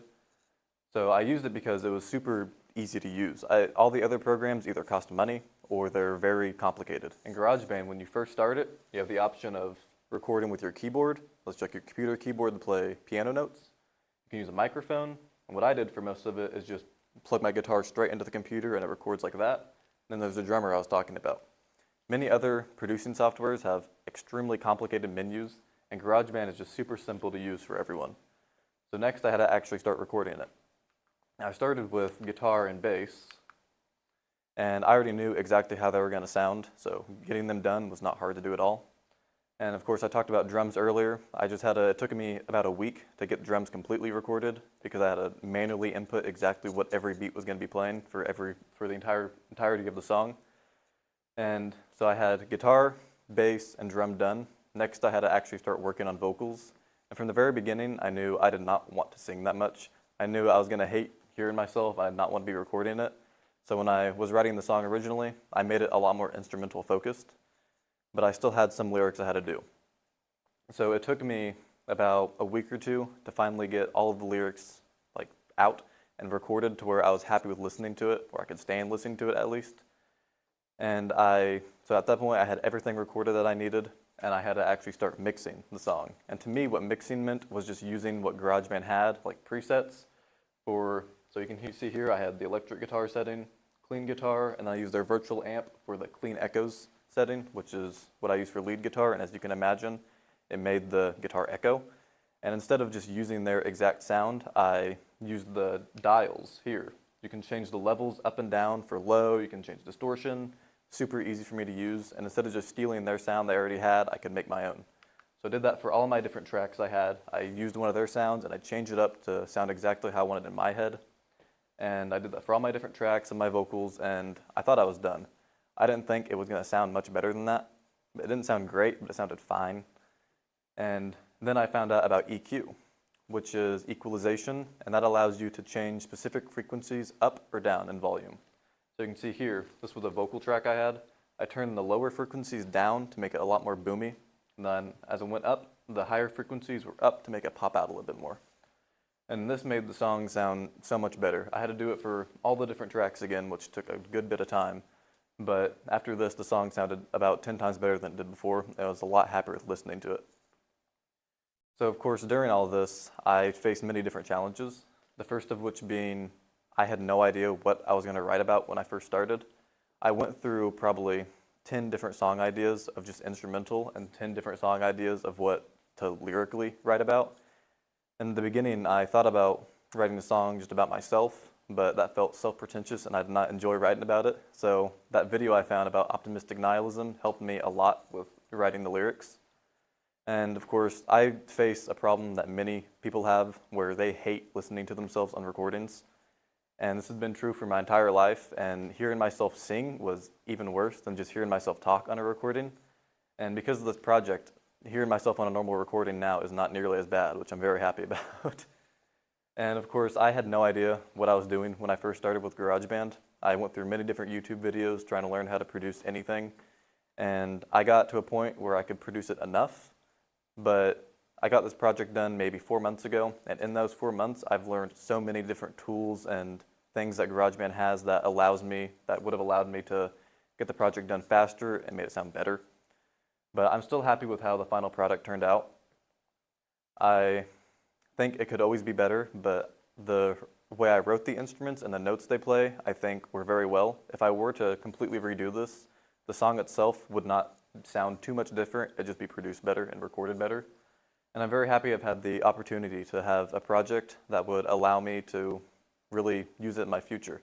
The music making career is extremely hard to get into, so I'd at least like to use making music as a hobby or an interest of mine in the future. And I really hope that children nowadays will start to begin to understand exactly what they can use music for. It can be used in almost every aspect of your life, and I really think it should be used more than how it is now. Thank you. Do my judges have any questions? First thing, you helped me figure out why I can't get past the castle in Mario Brothers. Number two, I saw you had a lot of, not just your instruments, but your computer program. Yeah. And that's a cool looking piece of software there. But what things did you have to do to relay the instrumental sounds that you created into the computer itself? So I just had my guitars, and there was a cord that went directly into the guitar and an adapter that went into the computer. And from there, they had different amps I could use to, I could just strum and it'd sound, I could use different amp setting. It could echo, it could be more distorted, clean, or any other setting I wanted basically. So they just had a whole bunch of different tools I can use for that. Do you think that, do you think it is just as good of a sound the way you did it versus maybe something that was done 20 years ago? No, again, in the last 4 months, I've tried doing other things, and I found it sounds a lot better if I just put a microphone up to the amp that I'm using, and I can change it from there. It sounds a lot better like that. But with what I had at the time, it was easier to record just by plugging it into the computer. Couple of questions. How long have you played all these instruments? I got a guitar for Christmas around freshman year, I think. And I joined band, so I knew piano a little bit. So from band, I had a basic idea, and that helped me a lot with guitar, because piano translates to almost every instrument. So, outside of band, you're self-taught? Yeah, basically. On guitar, I'm completely self-taught. And then drums, I have very few knowledge of.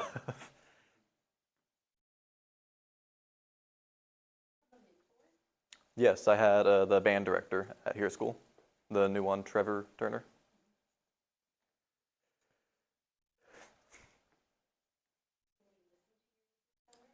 Yes, I haven't posted it. I have the instrumental for it, at least.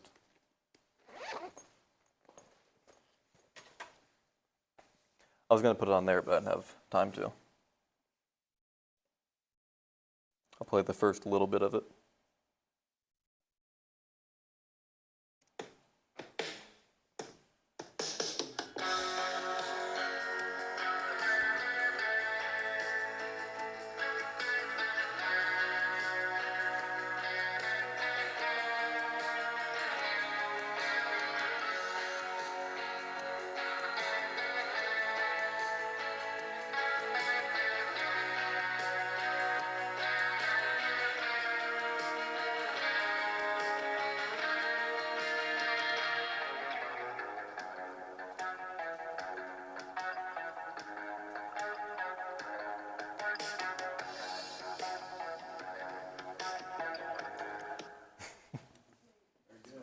Thank you. Was that the first one that you had composed, basically? Yeah. Or you haven't written any other songs? No, that's my only one. No. If I ever upload it, it will be.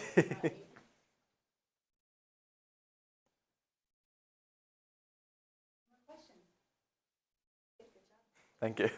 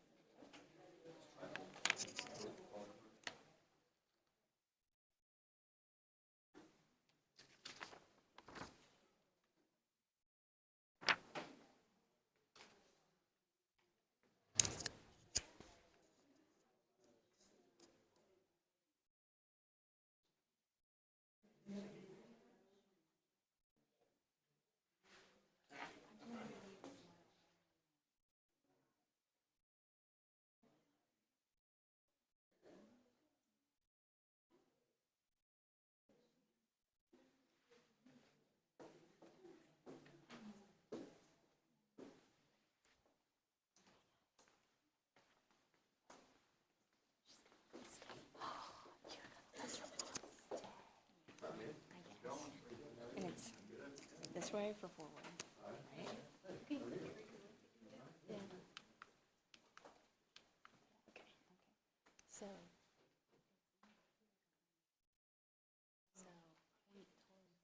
Okay. It's taking me a long time to figure that out. You are live, so anything you say, everybody can hear. Okay.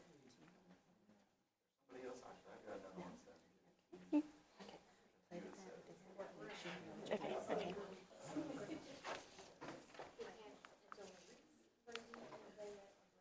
For all the judges, this is going to be Grace Brower, and her session ID is 2396. Okay.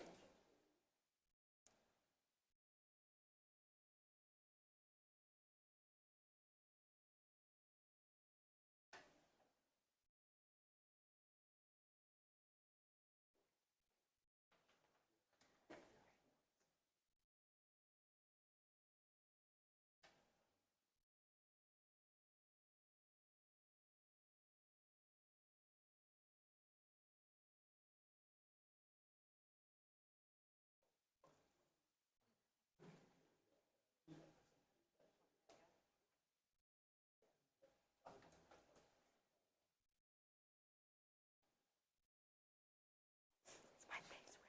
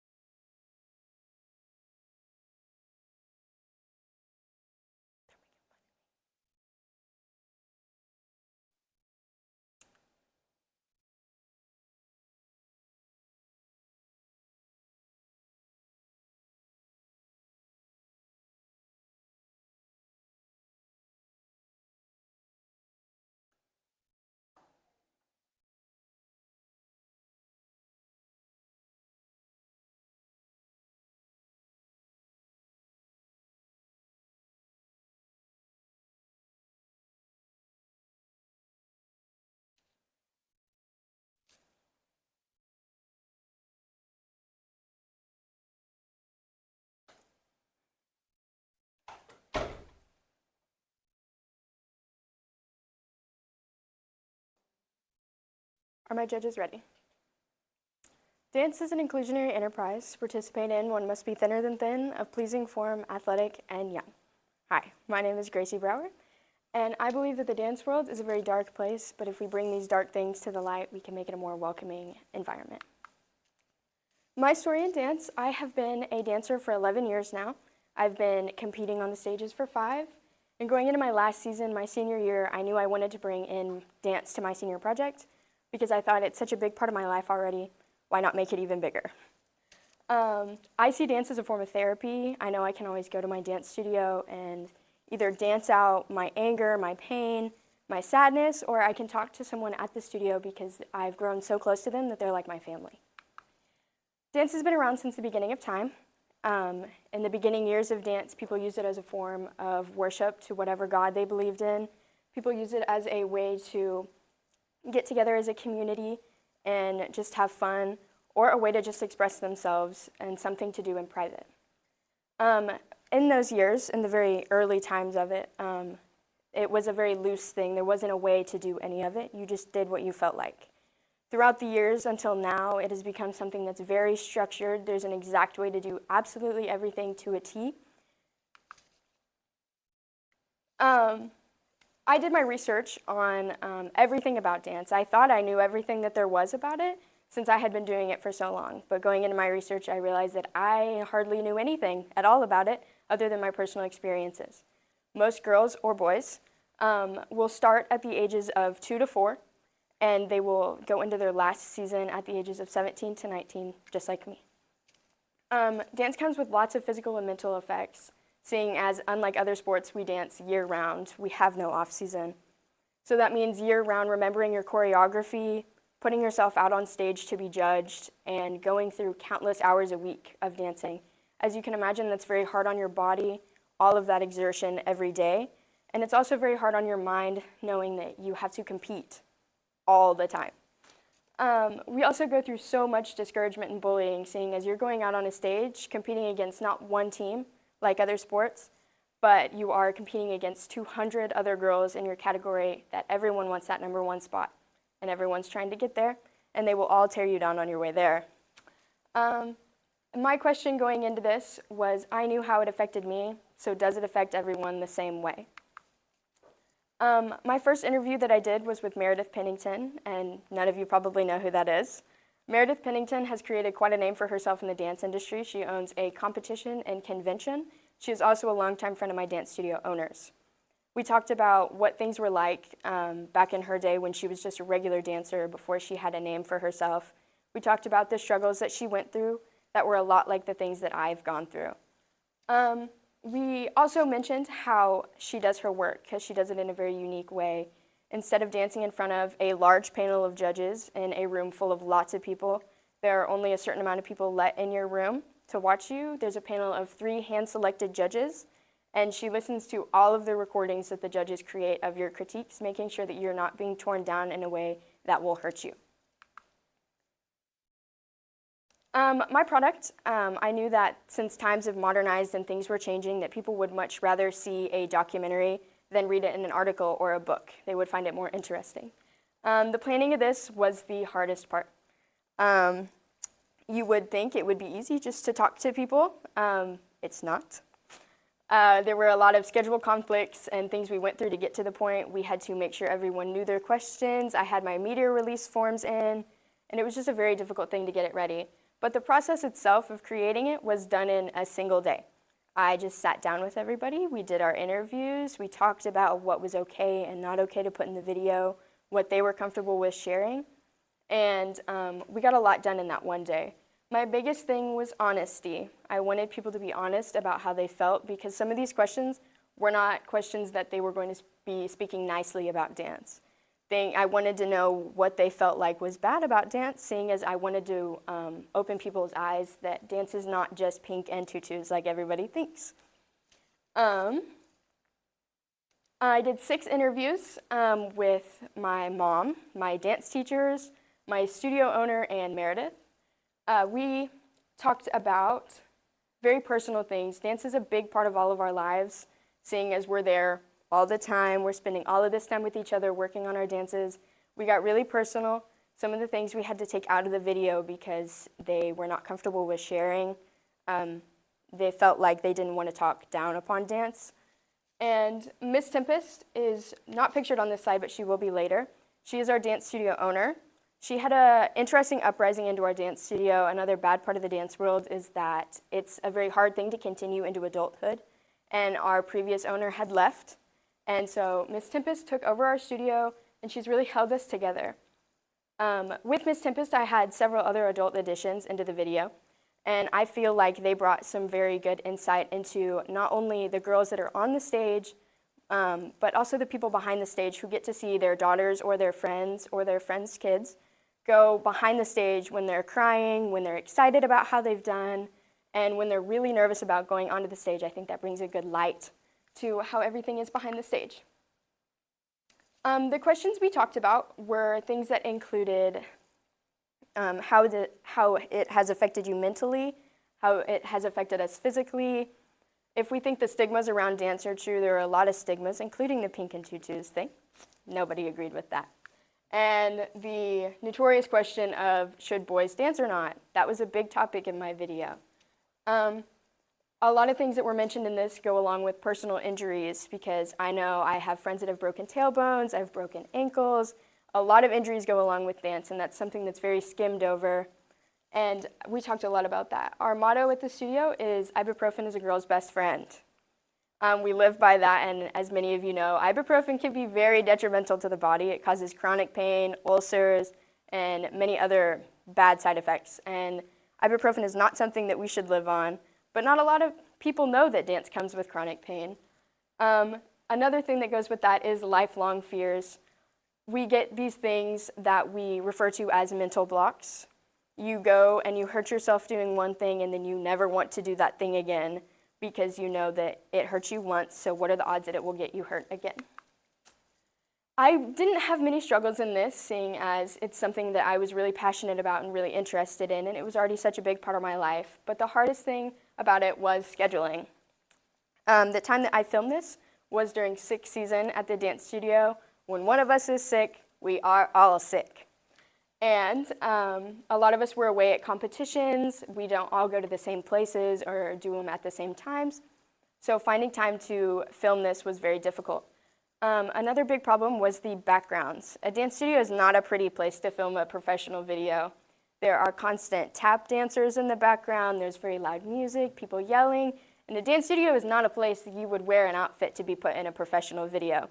So the background of my video is a little distracting, but I think it shows more imperfections about the dance studio and shows us that it's not really a professional world.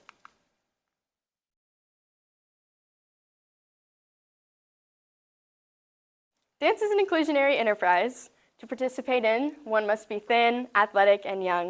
If you are none of these things, you can dance in the comfort of your living room, but you don't dare put yourself on the stage. My name is Gracie Brower, and do my judges have any questions?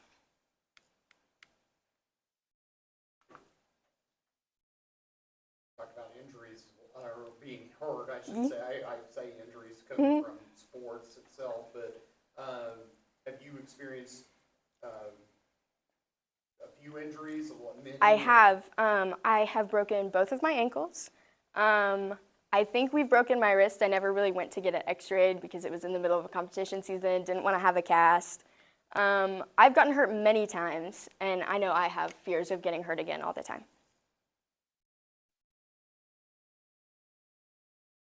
What was the toughest roadblock coming back from injury that you've experienced? The first time I broke my ankle, I broke my growth plate, and I was in a boot for almost 6 months. So I kept dancing, and this leg became much stronger. So gaining the strength back in that other leg was the most difficult part of everything.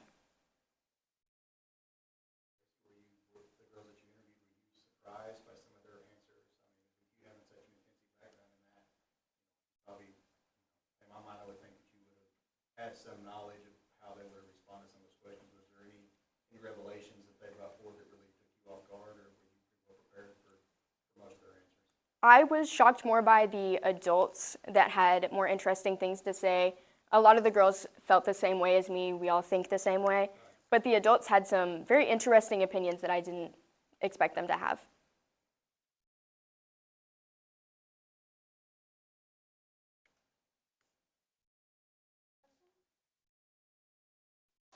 Thank you.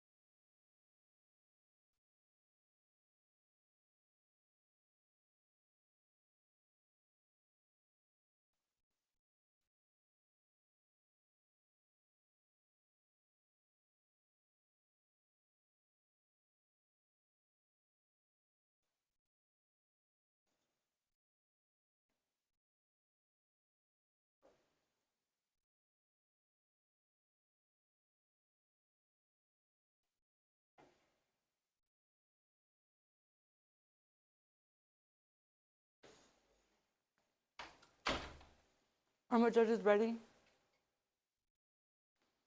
Believe it or not, stress plays a huge part in your health. It's obvious that it affects you mentally. However, a lot of people don't realize just how much it affects them physically. A really good example of physical stress is while you're giving a presentation. You may experience sweating, increased heart rate, shaking, and sometimes it may even feel like you're suffocating. Managing stress will make you feel more confident, more relaxed, and it can even help you live longer. My name is Nellie Plushev, and for my senior project, I did a week-long stress management class. Stress is very detrimental to your health, especially long-term stress. Let's start with the effect of short-term stress, though. Short-term stress can actually be beneficial. It activates the fight or flight response, which can help you escape danger or finish a last-minute assignment. With short-term stress, you may notice increased irritation and mood swings. When you are stressed, you may unintentionally snap at someone. Muscle tension is almost a reflex reaction to stress. It's your body's way of guarding against injury or pain. When you are stressed, your body will tense up. However, the stress only lasts for minutes to hours, and when the stress passes, the tension will pass as well. Stress is not very detrimental to your health. Long-term stress, on the other hand, is very detrimental to your health. Long-term stress is stress that persists for hours a day, for weeks, or even months. According to the American Psychological Association, long-term stress can lead to increased risk of diabetes, stroke, cancer, and other cardiovascular diseases. It can also lead to an increased risk of mental health disorders such as anxiety and depression. Long-term stress also weakens memory and impairs concentration, which can make it really hard for students to perform well in school. Our natural reaction to stress is to avoid it. However, each time we avoid a stressor, our brain will increase the amount of stress in our brain, so we will continue to avoid the stressor.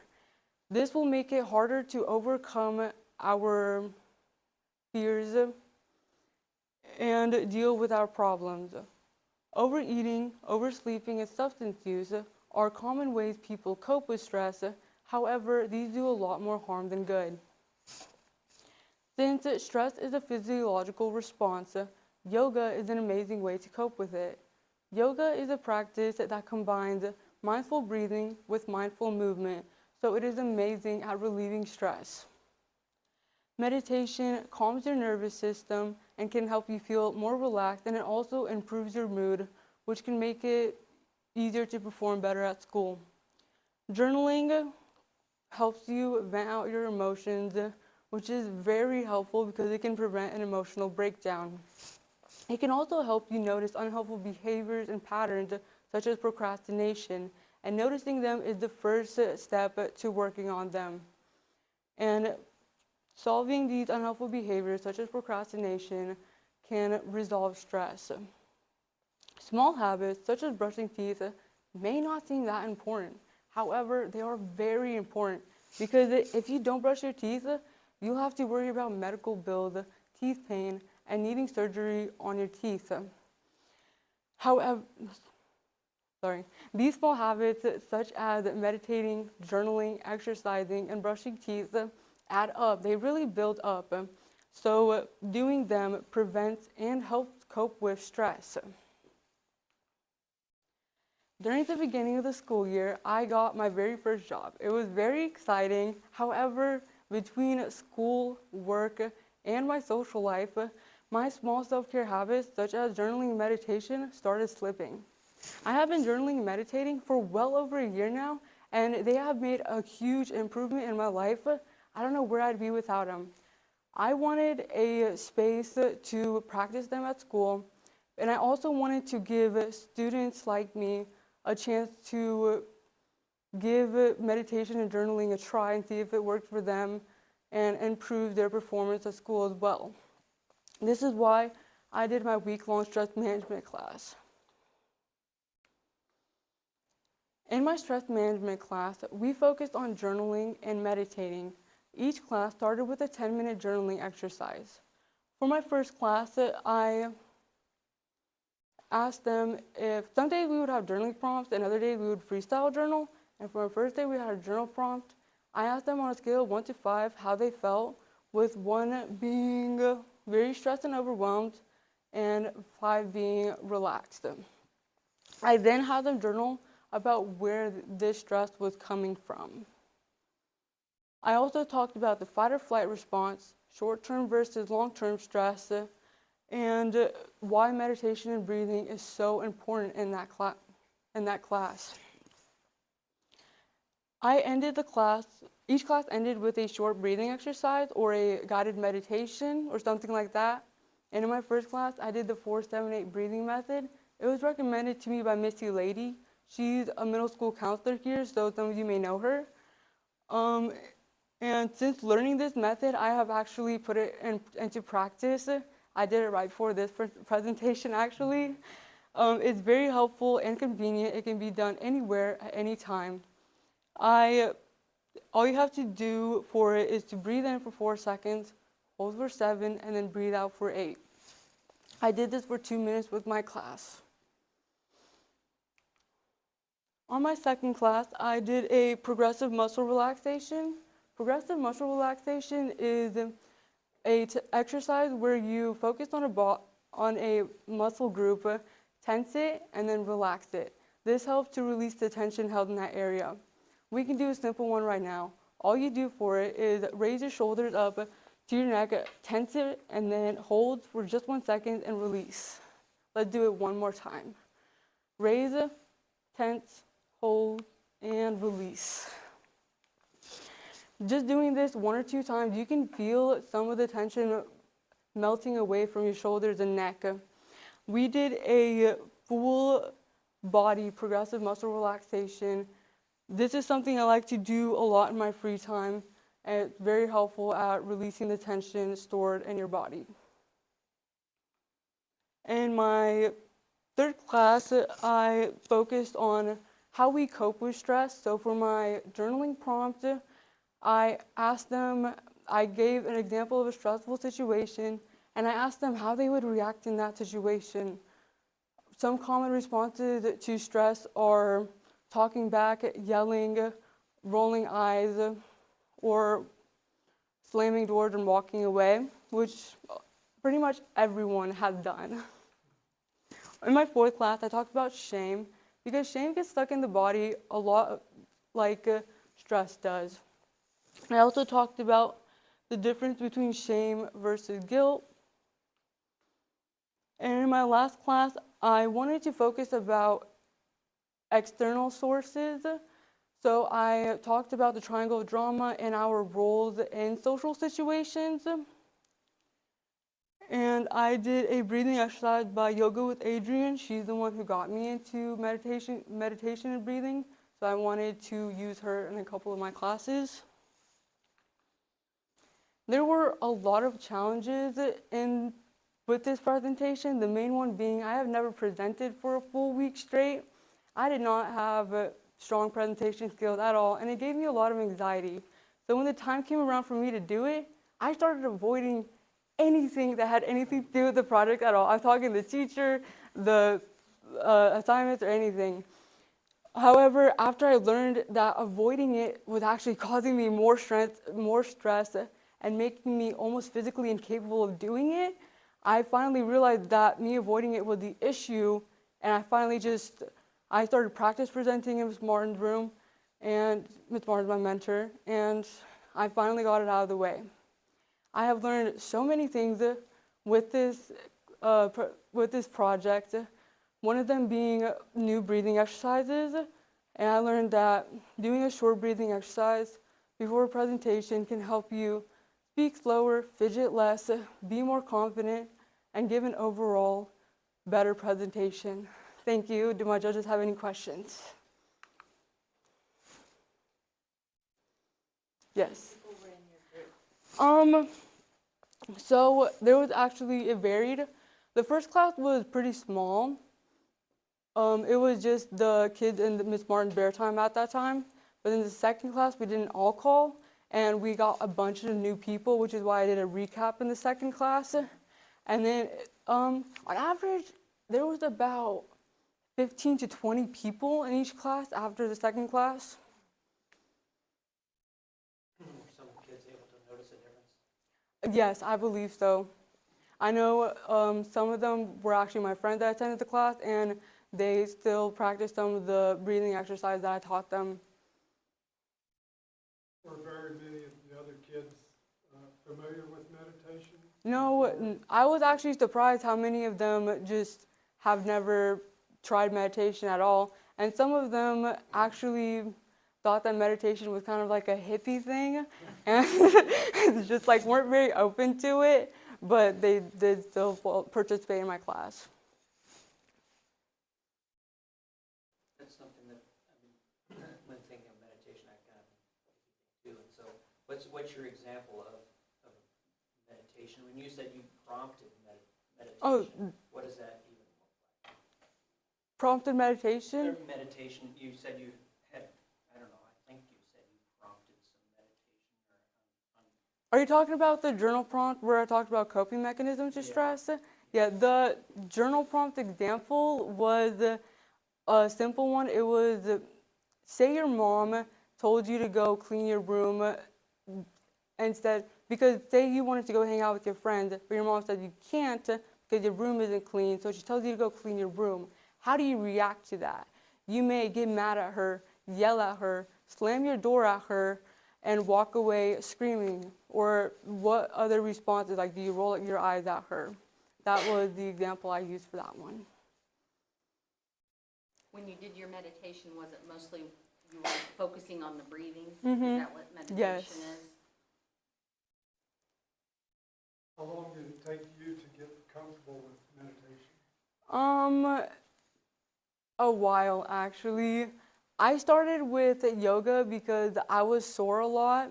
So I started with yoga and then I moved on to journaling. And I did like the mindful breathing that came with yoga. And that's part of the reason I got into meditating. But I mainly stuck with yoga for, I think, half a year until I actually started getting into meditation more.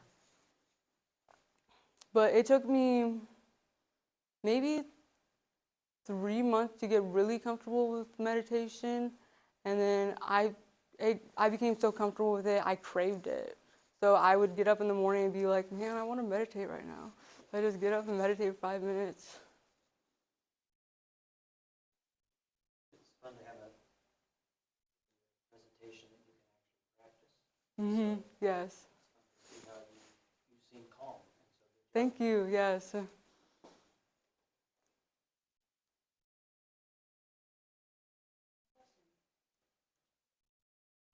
Thank you.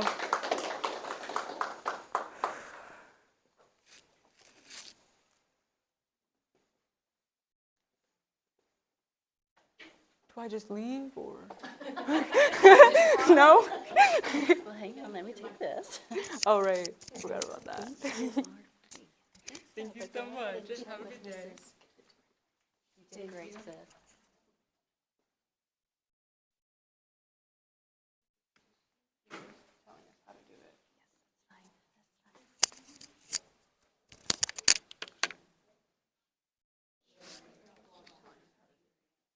No, I have not.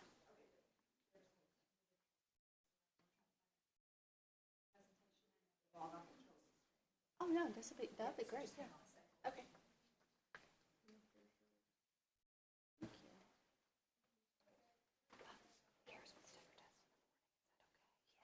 You don't have to be here. You have to tell me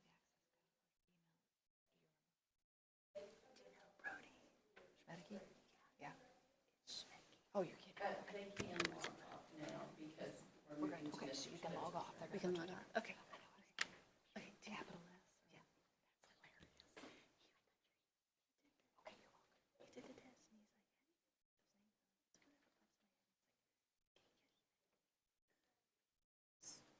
like, yes.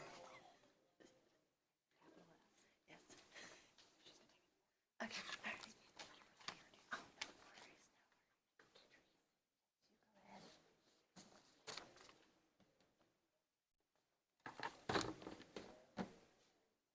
Mrs. Cochran.